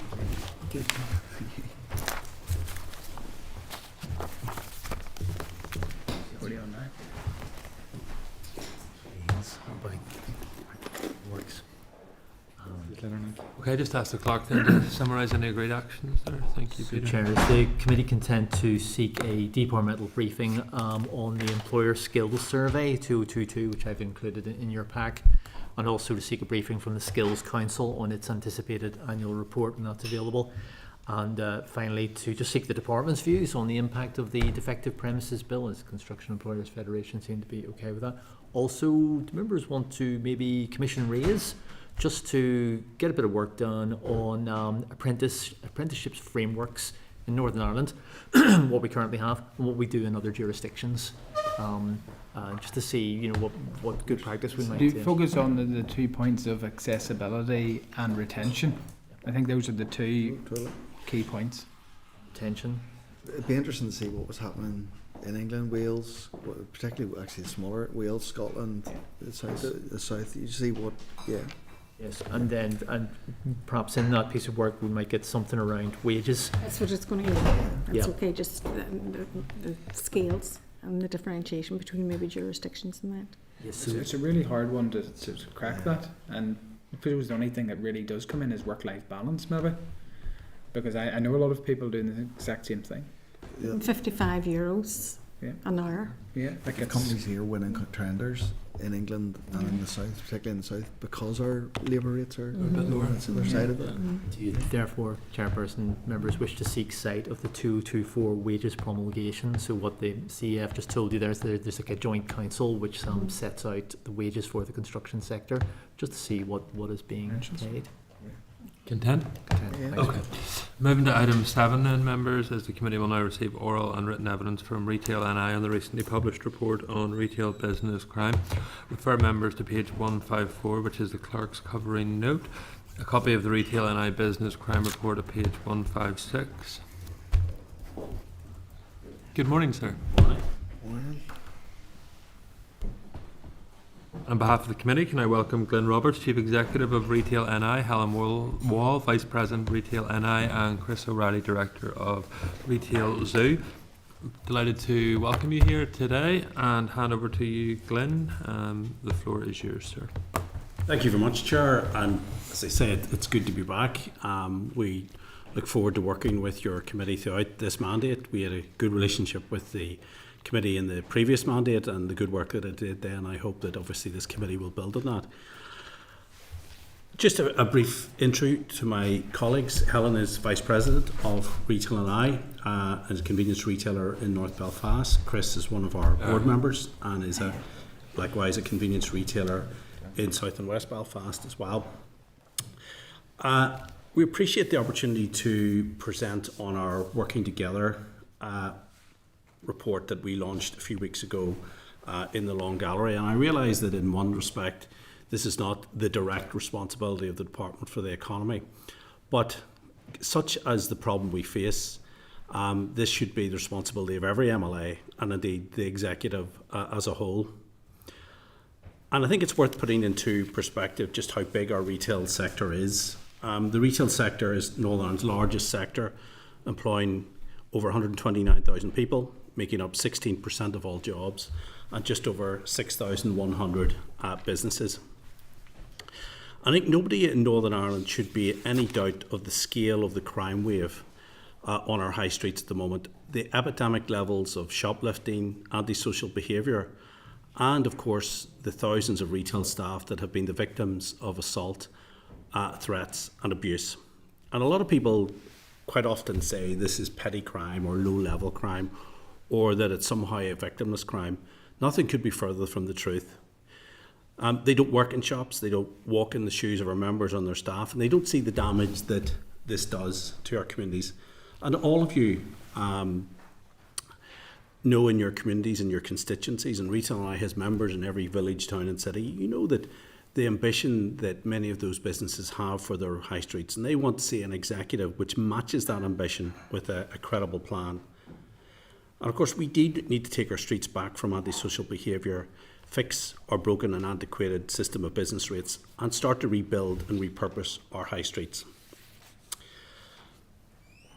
And the survey that we included in our report was probably one of the most detailed surveys of retail crime that has been done for a significant amount of time. But in many respects, the statistics in the report aren't the central focus. It's the solutions that are in our report. And we are very clear that it is about how we strengthen the partnership between business, police, justice and the general public, because it is the only sure way we can tackle this huge challenge facing our members. And we need to solve the problem of crime against retailers and not just manage it. As an organisation, we are active in the Business Crime Partnership. We're also part of the City Centre Working Group. And of course, the challenges in our city centre, particularly Belfast, with many people with problems with addiction and mental health, can only be tackled with a stronger multi-agency approach. As I've said, our Working Together report includes a survey of over 300 Retail NI members from local villages, towns and cities. It includes 17 recommendations for the Northern Ireland Executive and Police Service. Our survey shows that 67% of nearly 70% of retailers' staff have been the victim of violence and threats. 51% have left their employment because of assault and verbal abuse. That translates into thousands of retail staff having to leave their jobs. 91% of our members experience shoplifting on a regular basis, not exactly a surprise. 72% were pleased with police response, but 91% of those responded were disappointed with the follow-up. And telling of all, 80% had no contact with the police and community safety partnerships, and 35% of those surveyed didn't even know what a PCSP was. This is something we are raising actively with the policing board. But our big takeaway and our big ask in the report, while it's not a silver bullet, Northern Ireland now at present is the only part of the UK not to have assault of shop workers as a specific criminal offence. This is top of our list of priorities for the Justice Minister to help deter criminals and protect shop staff. The Prime Minister announced that England and Wales will be ensuring that legislation is in place, following what is already in place in Scotland. The Justice Minister spoke at our launch and indicated that this would be considered as part of the wider sentencing bill, which obviously will reflect assault against those people, those emergency service workers as well. But you cannot put this, and this is the big takeaway for the Department of the Economy. Our members are already facing not just a cost of living crisis, but a cost of doing business crisis with the most expensive business rates, not just in the UK and Ireland, but in Western Europe. They're already facing those crippling rates and other costs such as energy. And add on the huge burden of crime. Many of our members are small independent retailers. They can't afford to pay for private security. And so their staff are at times the most vulnerable to assault and verbal abuse. I think it is important that the Department of Justice bring forward that legislation to make sure that retail workers have the reassurance that those who assault and abuse them will face tougher sentences. And this call is not just supported by ourselves, it's also our colleagues in USDOR, the Shop Workers Union, who have done fantastic work in this area as well. It is a united business and trade union ask that we have of the Executive to bring forward this legislation. I think one of the big takeaways, and hopefully this will become clear now there is a budget on the table, is that we need to see investment in neighbourhood policing. That is absolutely key to this. It's very clear in our survey that the police are very good at responding to calls from our members, but it's the follow-up, and that highlights the need for investment in our neighbourhood policing teams. And indeed, 72% of our members were pleased with the police response. Technology is also a key part to play. And we've also outlined the need to see enhanced rates relief for independent retailers who invest in in-store solutions such as facial recognition. In conclusion, I think the big takeaway from our report is that our members are extremely frustrated with the criminal justice system and feel let down by the punishment or the lack of for offenders. We also hear this, and I'm sure as constituency MLAs you hear this as well, from your local police officers who say the exact same thing. Confidence building measures are urgently needed and visible action taken against those who are found guilty of theft and the intimidation of retailer staff. Chair, very happy to take questions. And thank you very much for that. Chris, firstly, thank you for your work during COVID-19 pandemic. I know that you were at the fore in terms of the response in parts of Belfast in terms of ensuring food were getting to those most in need, so thank you for that. Helen, I worked with Gavin for for many years, and thank you for what you do in North Belfast, the economic regeneration that you've brought to parts of our constituency that was previously neglected and underinvested in. Just want to thank you for the work. In the middle of doing another one now. Oh, excellent, that's what I like to hear, but thank you for that. Could I maybe just get some sense from both you, Helen and Chris, in terms of what it's like at the coalface, in terms of the impact that it's having on your staff? Is it putting people off wanting to work in retail, and the impact that it's having in terms of, you know, if incidents do take place, then staff having to be out of work and reticent to come back to work then, in terms of night shifts and things like that? Want to go? Yeah, I'm 46 now. I've been involved in retail from I was 18 in various capacities. I've traded in Scotland with independent entertainment retail under the HMV banner, Ireland as well, through Dublin. And I've extensive knowledge across Northern Ireland, working for Musgrave for a number of years around convenience retail, operating 5 premises myself now, and 3 post offices. And I have never dealt with what we're dealing with now on a day and daily basis. Very desirable goods back in the day with entertainment retail, CDs, games and whatever else. Yeah, there was times where things were a little bit difficult. This is consistent and relentless now, and I have a lot of experience with managing those situations over the years. And now we have a level of crime that's coming into our stores where the people who are perpetrating the crime have no fear of consequence, and that's what makes it extremely difficult. And because those levels of incidents are rising in our environment, where that is then the byproduct of that is then the assaults, because the more crime you have in there, the more your staff are being proactive to trying to protect your business. That's when it leads to the assaults. Labour turnover is high. It's a competitive market in Northern Ireland as it is, and you don't really need any extra stimulus to encourage people to leave businesses. It's a massive indirect cost that people don't recognise or understand. Onboarding members of staff into a convenience environment will maybe take 7-8 hours training before they actually get anywhere near the shop floor to be trained to around the legislation and the compliance that they need to do. And we're probably turning over labour at maybe 30-35% at the moment per annum.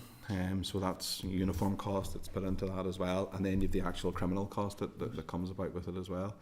And then the personal consequences. I've had a manager in court who a shoplifter had caused common assault against him, and he was found guilty for it. That same individual in that same incident in another store that we have on the Ummer Road, 500 yards apart, had the type of verbal assault that he placed on a 21-year-old female member of staff was frightening.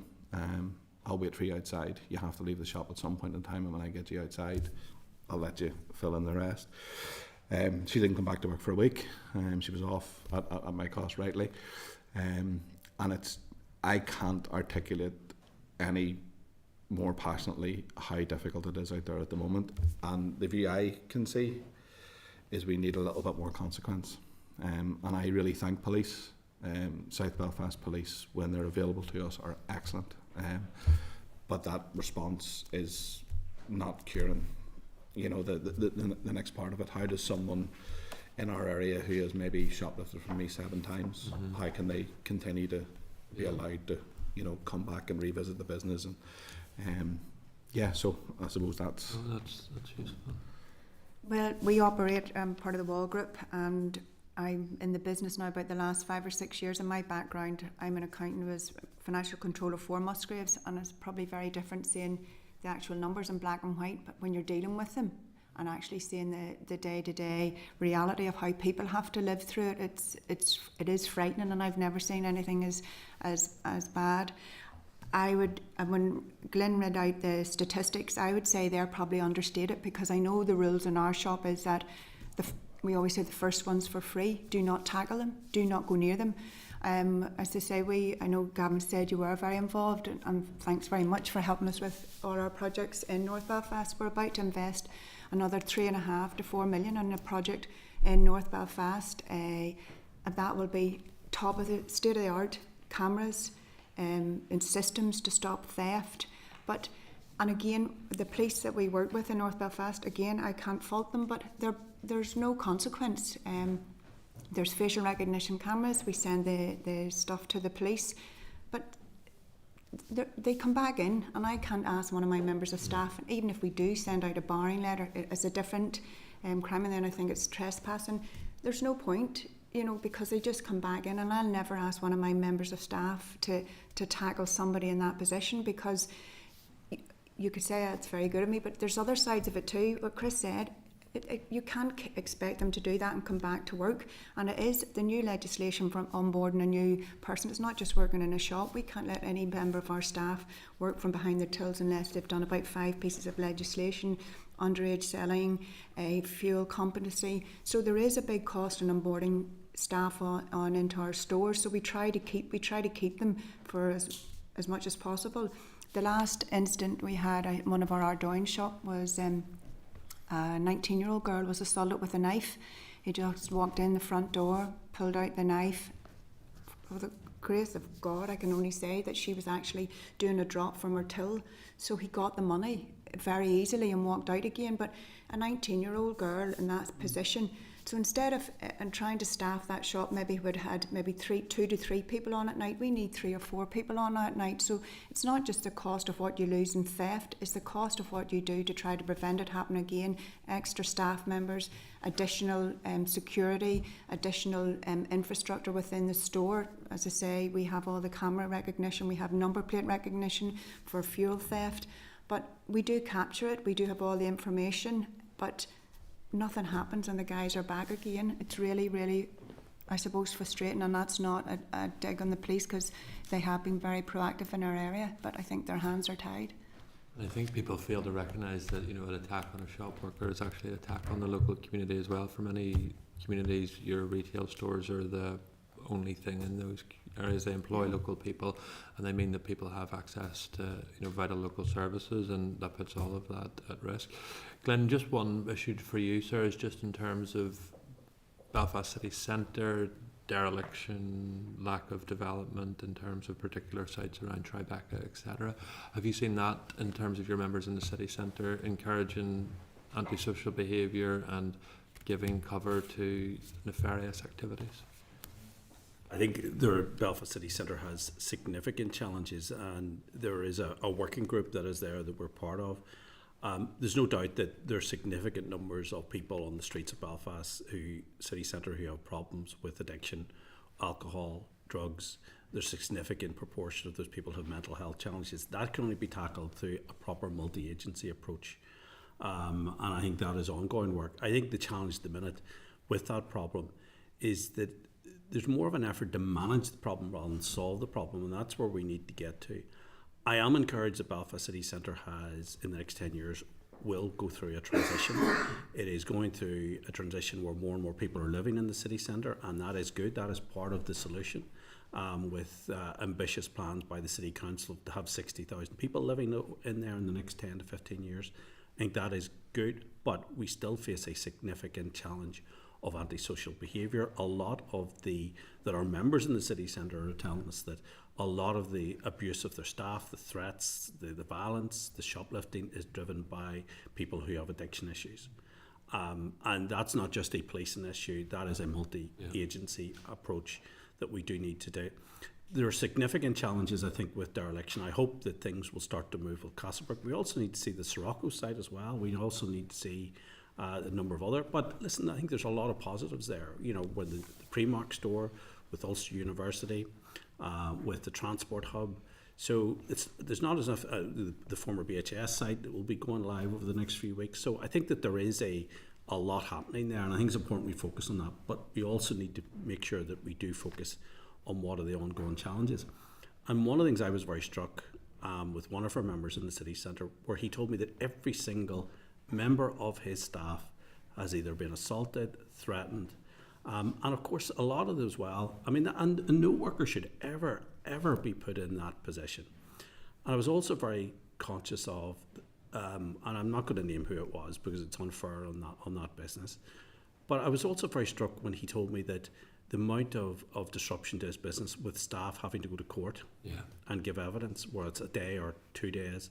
And, you know, he's a small business, he's an independent retailer, you know, and the pressures that are there. So, you know, we need to ensure that no worker or no business owner is ever put in that position.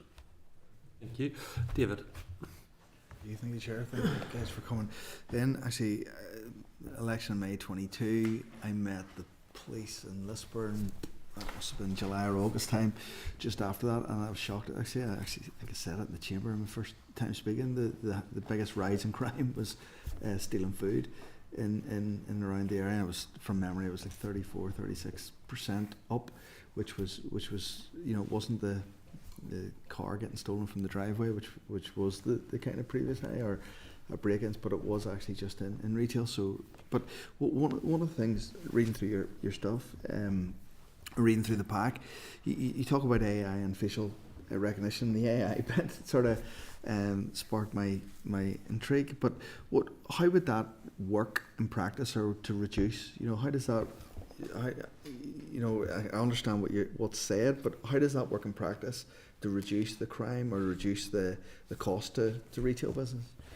Well, I mean, firstly, I think it's not the total solution. I think it's part of the solution. Yeah, sure. I think, again, there's a lot of our members have facial recognition installed in their stores. Some of the particular systems, for instance, if a known offender or known shoplifter comes in, their face is identified and a message is sent to the shop manager's phone, and then obviously that person is then asked to leave. I think that is part of the solution, and one of the things is, you know, a lot of this technology, it is expensive, and particularly if you're a small independent retailer, and that's why we've said one of the asks in our report is that if a retailer is going to install that technology, that they get help with rates. You know, so we have lots of ideas about how we can use our rating system to support business growth. This is one of them. So I think that is one part of it. But the key solution, big ticket solution in all of this, is better partnership working. It isn't necessarily us asking for lots more money or investment. It is better partnership working, and we know what the solution is. It is better working and better partnership between the police, Department of Justice, our members, and the general public. And I think we've got to get better at that partnership, and that is the solution. So we've identified 17 asks from what the policing board need to do. And for instance, one of the things the policing board is that, aside from retail crime, business crime generally is not listed as a KPI or a performance indicator in the policing board. That needs to change. You know, so I think as at times, and I think Helen alluded to this, the situation is probably a lot worse than what it is, because a lot of our members don't, because of the hassle and frustration with the judicial system, don't report. Could I add a little bit to that? The AI will allow you to potentially capture an individual who comes into your shop, and it will actually look back through the period that you've recorded, maybe over 28 days, and it may identify how many times that person has come into your shop, pinpoint when they've come in, and then you can go and look at their behaviours. Soul destroy. And what you might find is somebody who you think has taken 30 or 40 pounds worth of goods from you on one incident, you look back and realise that that's 4 or 5 £600. So from an effectiveness point of view of being able to present an individual who is prolific at what they're doing opposite the police, it makes a more compelling case, you know. Yeah. I think the Met Police are recognising now across the water that a central database is potentially a way forward. I was chatting to Paddy Dooley last week at the launch of that, and a couple of Henderson stores are trialling with a company that have a central database where people who are professional shoplifters are getting uploaded. We share ours, and so we have facial recognition, and our stores are quite close, so we'd be in the same area, so we will share. If somebody's going into one of the meat thieves, as we call them, we'll put a photograph up and all the stores, so they'll be able to buzz on the store manager's duty phone. But the AI that you're talking about, I think, is going a step further. So if I go into the shop and I look like somebody who's got a coat on, and they recognise stuff like this into pockets, so it'll bring I haven't got this now, but I was speaking to one of the retailers who has it. So if you come in and you're sitting like that, and the next thing you put your hand into your pocket in the store, it picks that up as that's unusual behaviour. You shouldn't be putting your hands into pockets, and it'll send you a 3-minute clip, and it'll show you whether he did take a bar of chocolate or whatever it is and put it in his pocket, so you can see it there and then. But again, it's not even the expense of purchasing that software, it's actually the expense. I would need somebody like constantly monitoring, and we have 48 cameras in our shop and monitoring the whole time. And then so when you do get that, there's the administrative cost of bringing together the evidence for police, writing statements, making people available for court. The indirect costs on this are what starts at £40 of goods maybe taken. By the time you extrapolate that out, it's very costly and ineffective processes, to be fair. I'm absolutely sensing the pain that to yourselves personally and the industry. And Glenn, you picked up on two other things I was thinking.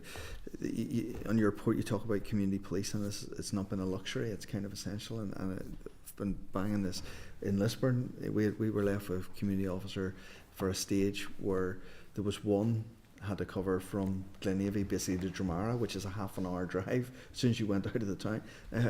By the time, how would you ever possibly do that? Whereas if you have the community there or local, it's very, very effective in the area, and you build up those relationships. So completely agree with what you're saying. But you talk about improving the engagement with the PCSP.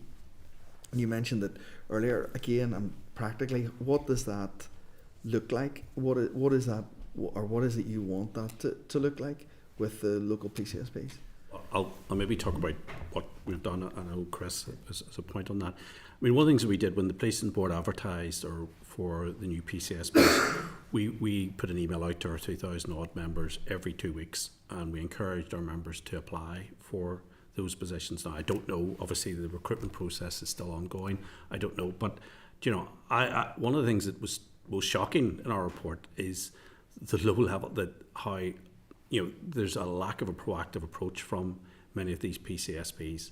And I think it gets back to the fact that the Policing Board don't have business crime or retail crime as a key performance indicator. So if the Policing Board is not doing it, why should the PCSP? So again, a lot of the asks there are there needs to be a lot of change in systems in terms of PCSPs and the Policing Board. I think that change has to be there. But there are key asks and key things that have come out of this report where I think 35% of our members, when we surveyed this, didn't even know what a PCSP was. And that is telling, very, very telling. Our members are community retailers. They're part of the community, and that is very telling. Maybe, Chris, do you want to come on? I think I'd like to articulate, I was one of the 35%, and I'd like to articulate sort of my frustrations around that. I've been involved in multiple senior meetings with area commanders for South Belfast. Claire Hanna's health clinics, or been other Tracy Kelly's health clinics for us, Christopher Stalford. We're all involved in bringing us sort of forward, but at no point in time was it ever discussed that the PCSP could support some of the criminal activities that we were facing as a business community. And at a point in time, coming out of COVID, I was the chair of a traders association that just didn't quite get off the ground. Everybody ran away once COVID was over and sort of left. But you know, I've taken the last 4 sets of minutes from South Belfast. PCSP had a read over them last night, looked at the area action plan for Belfast as well. there's 7 or 8 points that run through each of them. None of them pertain towards any level of business crime or the action plan that was written for Belfast, I think, was done in 2022, 69 pages long.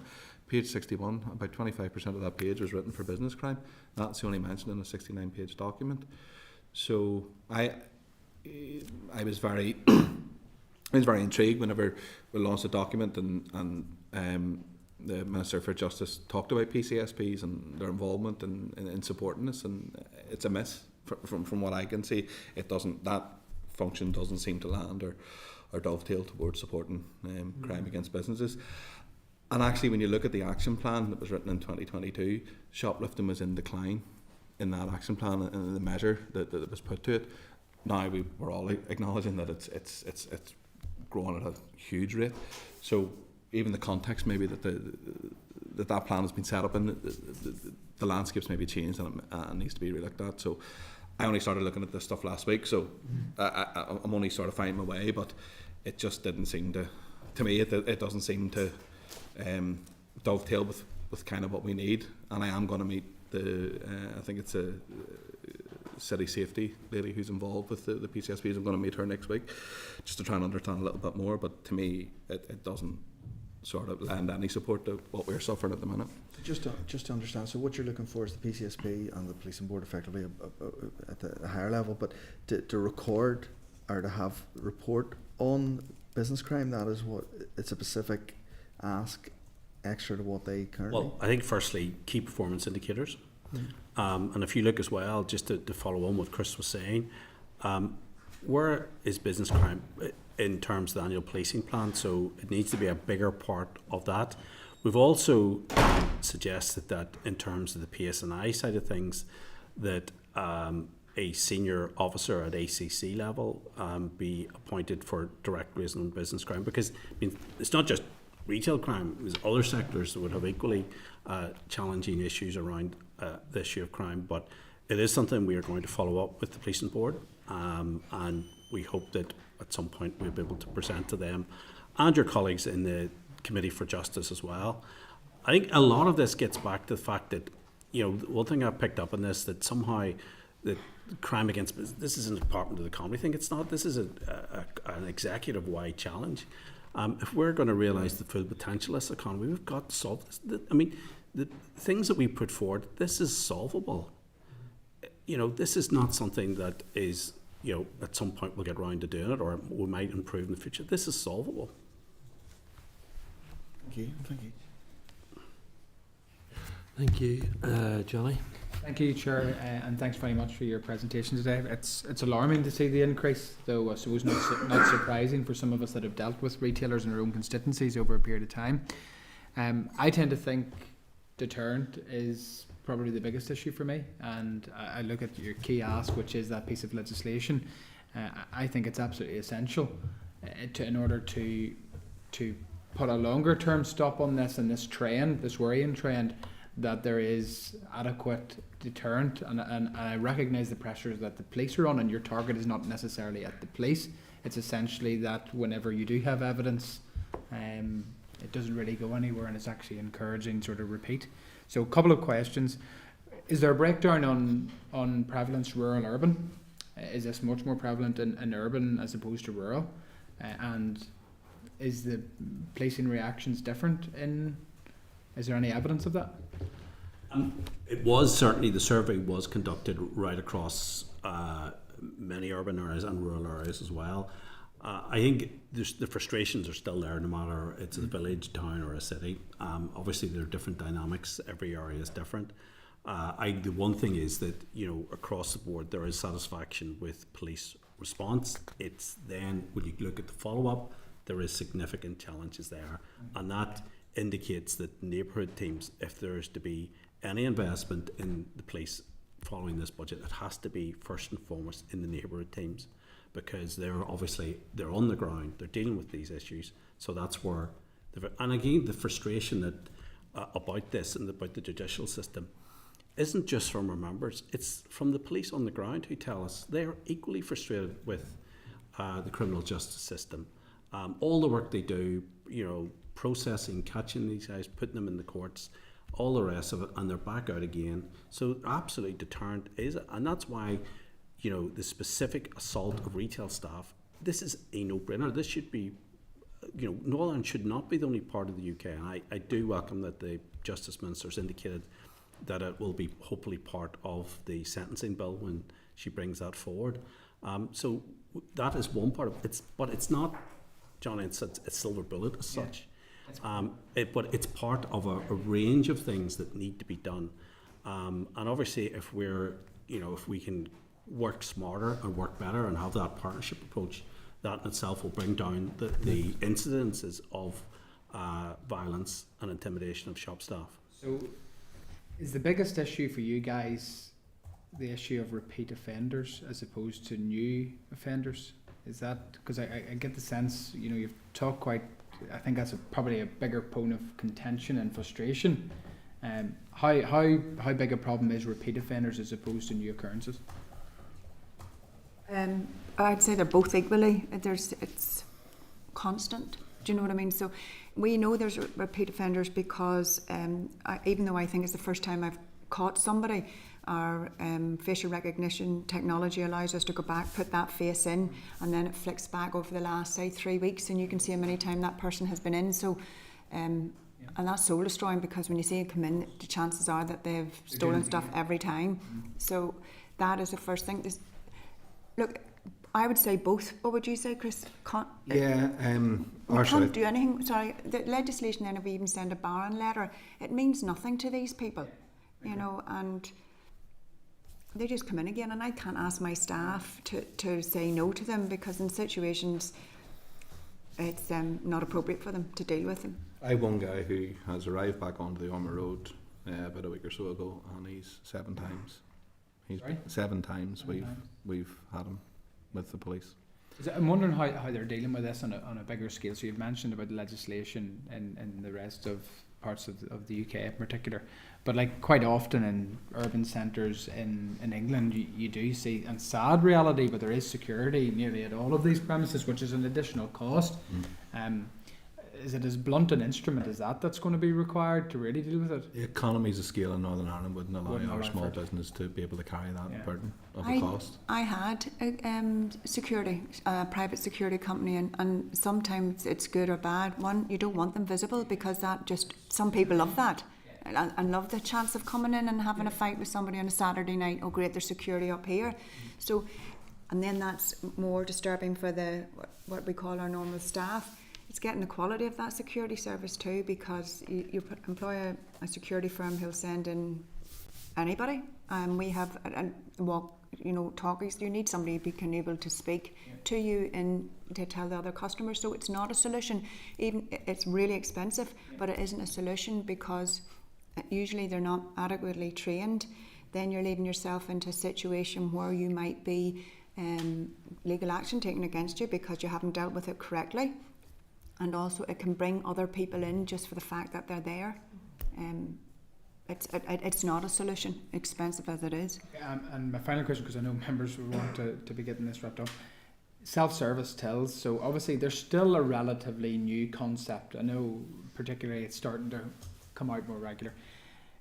Does that in itself create more issues, or because I think you're probably going through a stage where people aren't actually aware of what actually the self-service till is picking up in terms of offences. Is there a point of education there in terms of what actually, or I don't have any. Yeah. So okay. First and foremost, I don't have any. Do you think it is a longer term solution to the problem, or do you think there's more risk involved in terms of people think they can get away with more because there's no physical person? 2 things. We do have them. We've installed 4 more as a full, and I forget the name of the company in England, have got rid of all of theirs. I know retailers very close to us have got rid of theirs because the theft from it is crazy.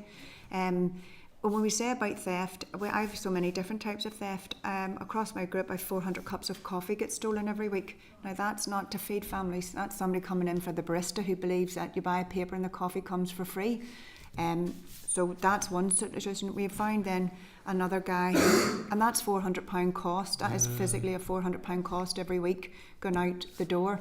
We have another guy with a self-service checkout, an old man, because we're a community. He's in 6 times a day, pint of milk, whiskers and a big bar of chocolate. It never gets scanned, bar of chocolate. We've just realised that when we come back, because we put in a new bank of 4. So now I have what I call the beepers, the tagging system. And I have tagging systems just as you go out. Again, another expense at the front door, at the bank end of the computers. And I have to employ one member of staff now to stand with what we call the wand to detag everything. But yes, it is an easy way for people who come in and think they're not really stealing because they've bought 4 of their items and the 5th one's for free. There's lots of different... Do you think government could do more to essentially, we take a look, for example, road safety, a lot of the advertisements that are paid for by government to inform people, do you think an advertisement campaign on this, because I think it would be something that would be very useful to try to make people aware, not only, so for example, it would be on the back of perhaps more strenuous legislation, but also about what people what you do know. So people that are coming in and doing that for the bar of chocolate, for example, he's probably under the illusion that you haven't a clue that he's doing this. Well, I know we have on every self-service checkout we have a video camera, and you're smile, you're on TV. Still doesn't deter anybody. I think an education campaign would be good. Is an excellent suggestion. I think articulating the cost to us as a business, but more importantly, articulating the consequences of that criminal activity as a deterrent. I think that's an excellent idea. Thank you. Thanks, Chair. Gary. Thanks, Chair. And just as suppose on the self-service, I'm not particularly a fan of them in general, just in terms of the social interaction and the frustration around that. But in terms of, Glenn, obviously you've been involved in the High Street Task Force, an important piece of work which was done over a couple of years. And declaring interest. And declaring interest in the fact that obviously I was involved in. In terms of the High Street Task Force, what... how do you this is very cross-cutting what you're asking here, and it's important that there is cross-departmental working. Do you see the task force model being something that could be used actually to try and address some of the key issues from a higher level? Yeah. The Chair, Gary, we wrote to the First and Deputy wrote to the TO asking for the High Street Task Force to be reconvened. I mean, you recall as one of the former co-chairs of it, that it was to be in place for 5 years because one of the central asks was that there would be a 5-year reconstruction plan for our high streets. And as you know, that responsibility for high streets is scattered. Nearly every executive department has skin in the game when it comes to high streets. So I've looked at the Hansard where I think the TO ministers have indicated that each individual department is doing what they can. Now that's fine as it is, but the problem is how do they coordinate with us? So I think one of the key asks, and again it's not a silver bullet, it's a means to the end, is that the High Street Task Force needs to be recalled. And in many respects that High Street Task Force was a model of good practice, given that it was not just it was a co-design between business, trade unions, the voluntary sector, and indeed half a dozen executive departments, the 5 parties, and it was a good example of this place doing partnership and co-design.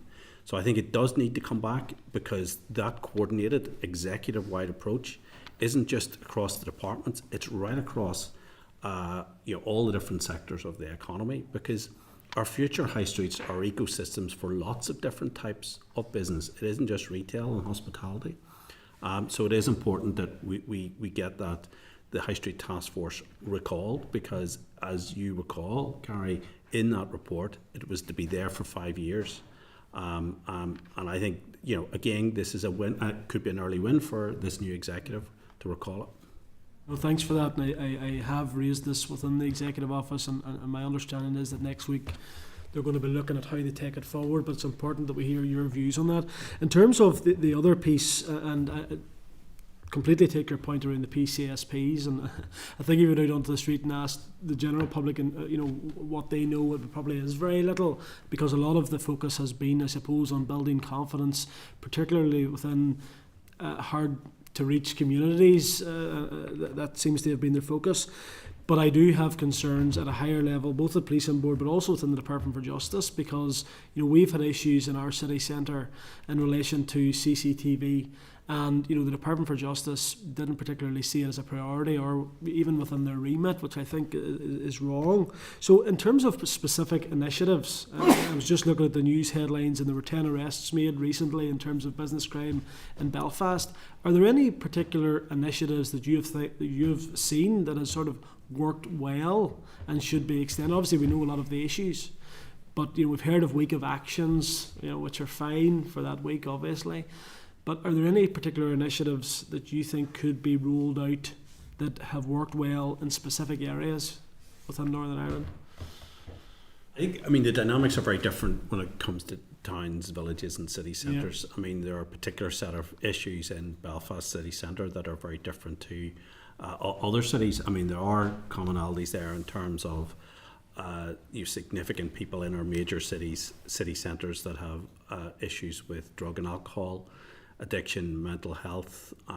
There's also a homeless challenge as well in many of those. So I think it is about a better way of working. So we're part of the Business Crime Partnership, which bring together key business groups, Department of Justice and the PSNI. I think that's a reasonably good model. I think probably we do need to give that group much more. I think it needs to have a much greater status and a more effective way of working and profile. I think the problem is that in all of these schemes, what a lot of the various different agencies are doing is managing the problem, not solving it. And any problem you've got to solve it, not manage it. And that's what I see certainly in places like Belfast City Centre, where some great work is being done by business improvement districts, the police, retailers, all the various players there. But it's managing the problem. And that's where we need to have a completely new approach, is how do we solve it? Okay. Thanks. Okay, thank you, Glenn, for your answers. I suppose you've kind of really hitting it there about solving the problem, but these are really, really major issues that you're asking us, kind of solutions. The legislative process is just a small part of it, really. Because we've got major mental health issues and addiction issues in and around our city centres, and you mentioned the issue of homelessness as well. In Derry, we have a particular problem in and around that for our businesses and for our hospitality industry as well, and be it pubs or clubs or whatever, is that we have a lot of hostels that have grown up at a rapid pace in our city centre, and it's driving a lot of antisocial behaviour. It's leaving communities feeling very vulnerable, because a lot of very vulnerable people are being displaced from other areas within Northern Ireland and placed in Derry with very little support. And again, it's about the ecosystem within the judiciary, because a lot of them are on remand and have particular issues, and they're placed on bail in places that they have no family or medical treatment, and it's really causing it's grown by something like 160% in the last year, and it's really causing our businesses and our retailers angst because of what actually happens in and around that, and those that work in the industry and the retail sector are feeling very vulnerable, and those that own the businesses feel that they can't leave the shops with just one person or two people in it, because the people are vulnerable in the street. And this is during daylight hours. When it gets to the evening time, it causes more havoc, and they're in the city centre. So what I'm saying is the stealing and the shoplifting is just one symptom, and it's a horrendous one, but it's one symptom of a wider issue that we have. The Housing Executive are the principal agency that are placing these people in city centres, and Derry's taken more than a share than any other area, significantly. We're working as a city, and the key task stakeholders have set up a group that are trying to manage this in a way that supports the vulnerability of the people that are been placed here, but also the vulnerability of the communities. But the impact of that has on retailers as well is people won't go out to the shops in the evening. Yeah. They just won't go out. So it's not them actually stealing from you as well and antisocial behaviour, but people are saying you're not going to the shop on your own because we have created such a vulnerability in such a small area. So have you had any thoughts on that as well? Because that is having an impact, and the fact that that's having an impact. The fact that the business rates have now increased significantly all over the city centre, and yet we are, there's a compression on actual trade because of this kind of antisocial behaviour that has taken place. It's such a complicated area at the minute that it's really hard sometimes to grapple with it. What you have just articulated is exactly what I face on the Ummer Road between two convenience stores. Mm-hmm. And I always try to articulate it in the most delicate way because of the people who are involved, and you don't want to be being accused of being judgmental or whatever, but the explosion of temporary accommodation. And Jonathan, when you asked me earlier about do I see repetition or new or fresh stuff, as some individuals are moved on from the area, a new crime wave comes in. There's no other way for me to articulate that. How that's 100%. That would solve probably 80% of my issues on the Ummer Road, if that could be unpicked, or the people who are coming into the area. If we can help them, we can do something different to what we're doing now. I've had meetings with the housing executive. Claire Hanna facilitated a meeting for us over in the aerial bar because it was impacting Phil's business. It was, everybody. It was just like a plague that was spreading, and the representative from the housing executive was fit to tell us that South Belfast is a very, very desirable location for people to be. They want to be placed there because of the ecosystem that exists. So for me, a big solution for our end of it would be to break that up in some way. But how do you go about doing that? That's well beyond me, but it would absolutely chunk my numbers down significantly. Non-standard emergency accommodation, it's literally you get about £80 a night. Whoever owns the hostels get about £80 a night. It's very lucrative. It's coming out of the Department for Justice. I don't think it's a way to solve our housing crisis at all. And as I say, vulnerable people, but vulnerable communities. And it has a real impact on all of us, and particularly how attractive a place is for visitors and tourists and your nighttime economy. When you work when you work that back to the legislation as well, I think our Vagrancy and Begging Act is legislation from 1824, and it's particularly difficult for a police officer to be able to move or arrest somebody for begging outside retail premises, which on the Ummer Road, 2 or 3 on the upper end of the Ummer Road, 2 or 3 a day operating, and that in itself brings those individuals themselves. If you sit back and watch what interactions that come there, the people who go and speak with them, some of them are involved in actual drug dealing. I've proven that to the police as well. So you've hit the nail on the head there. As far as most of my ills would be, it is that ecosystem that's been set up there, and the ability for people who want to access it are able to go and drop into that and work from there. Thank you, Sinead and colleagues. Thank you very much for that. The committee will now have a discussion, but I assume we will be in contact with both the Department for Justice in relation to their plans and also with the Executive Office in relation to the High Street Task Force. Thank you very much indeed. Thank you. Thank you.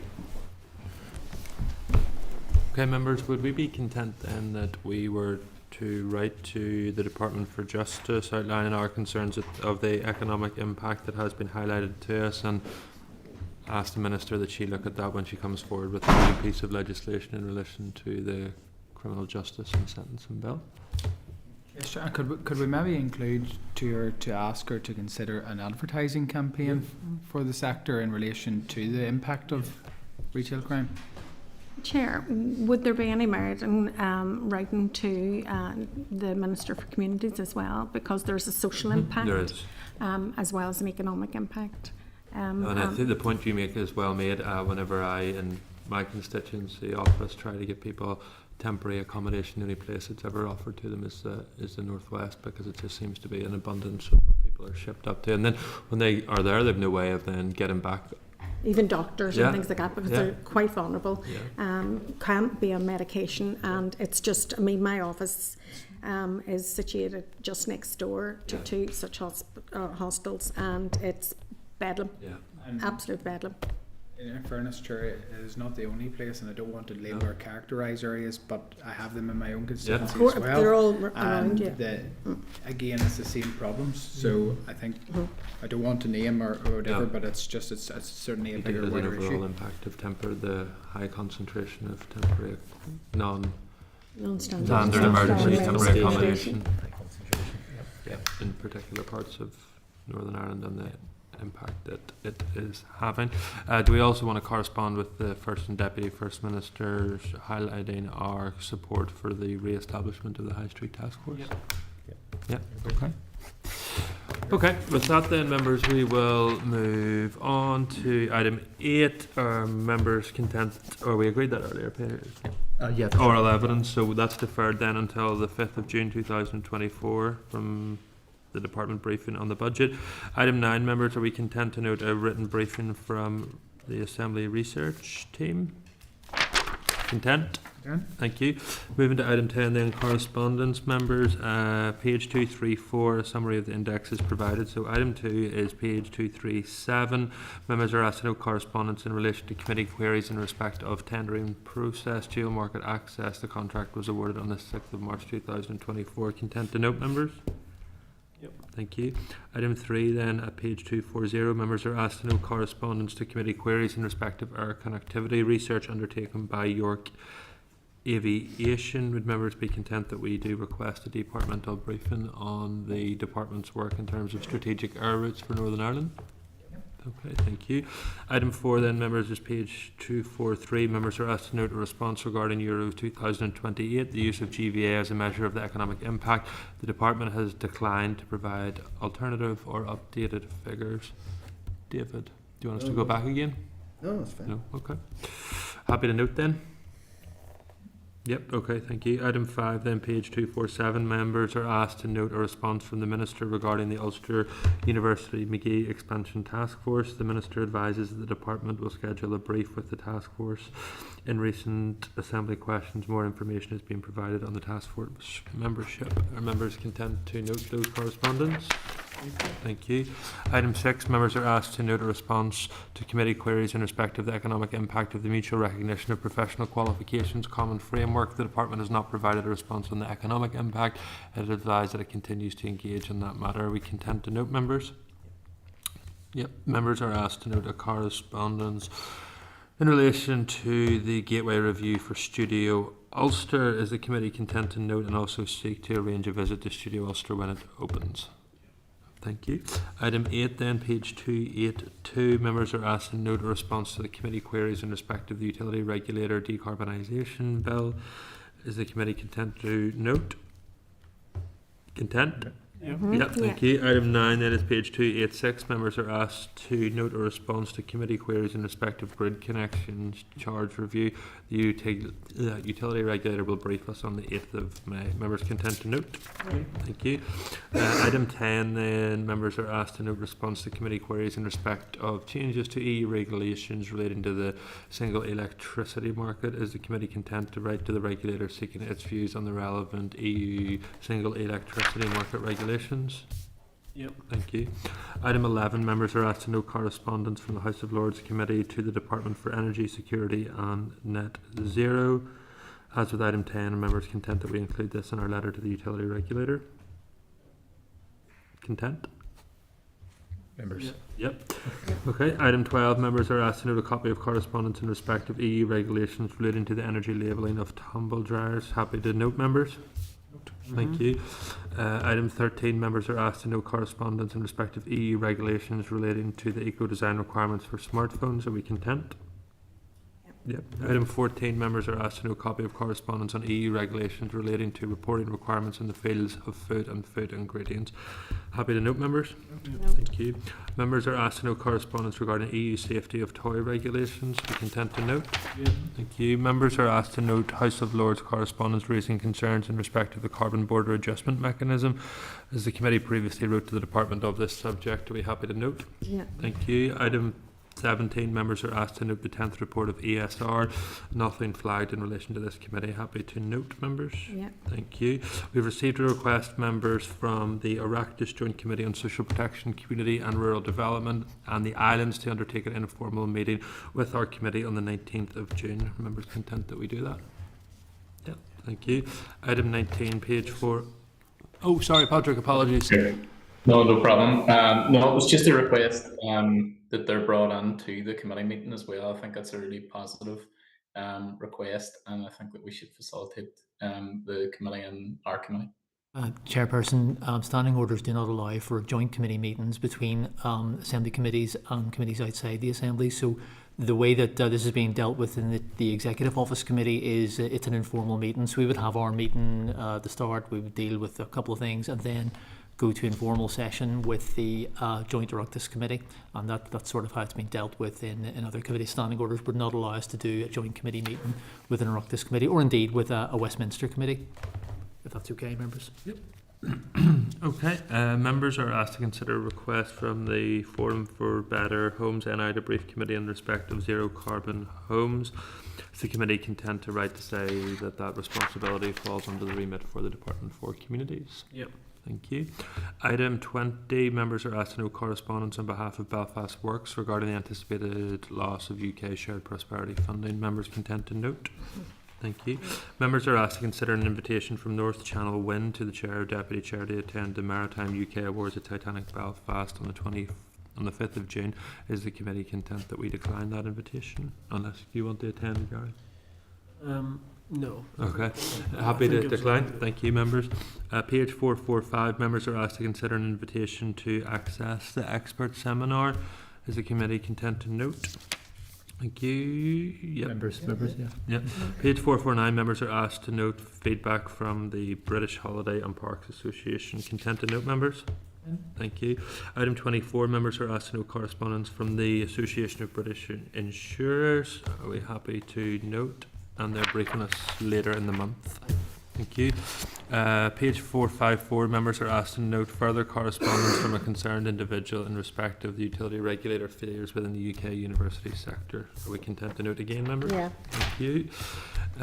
Forward work plan members, then joint, Peter.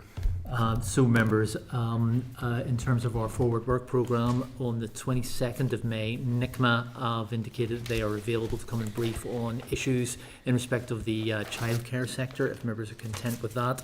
I'm also, as I said to you last week, seeking academics to come and brief the committee on issues relating to economic policy, like good jobs and stuff like that. I was trying to get Dr. Lisa Wilson for the 22nd of May, but she's not available, so I will come back with others, but it will be a bit of a shorter meeting then on the 22nd of May. On the 29th of May, we're having our joint concurrent meeting with the Education Committee, all about careers issues. The Youth Assembly have been in contact. They want to attend. They'll be in the public gallery, and then to invite members to an informal lunch afterwards, if members are content to do that one. And then our visit to Foyle, to the Northwest, will be the 18th of September, and we talked about that last week, but that looks like shaping up for the 18th. Members agreed? Yeah. Thank you. Chair, is there any possibility that we could get Conor Patterson in as well, just to talk about regional balance and the work that he's doing as in advisement to the Minister? Patterson, is he part of the McGee task force? No, he's part of the critical friends. Okay. Will you maybe invite them all along? Yeah, absolutely. Yes. Is that agreed, Chairperson? Yeah. Okay. Any other business, members? If not, Mr. Buckley is hosting an event upstairs which will be of interest to the committee, so feel free to attend. It's from 12:30. I'm sure they'll be glad to see you all. Yeah, and with that, members, I'll see you all next week. Actually, sorry, next week's meeting I am not here, so you'll be in the more than capable hands of the Vice Chair, and you'll get a break from me. Thank you very much indeed, members, for attending.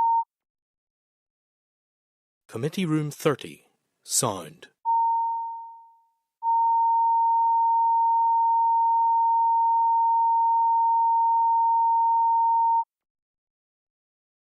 Committee Room 30, sound.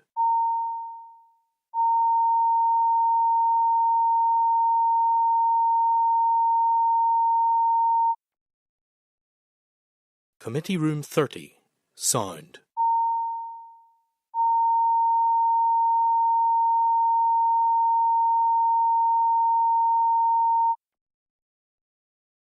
Committee Room 30, sound.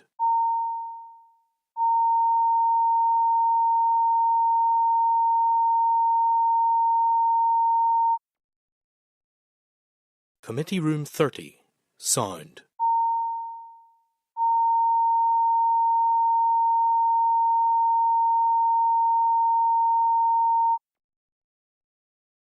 Committee Room 30, sound.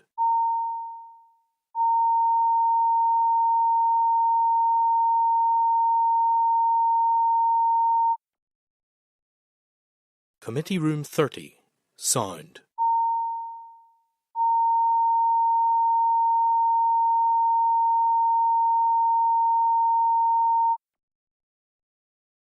Committee Room 30, sound.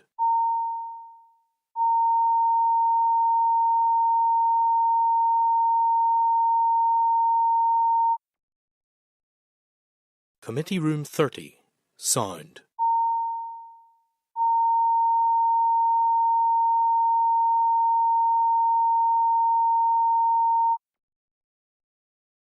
Committee Room 30, sound.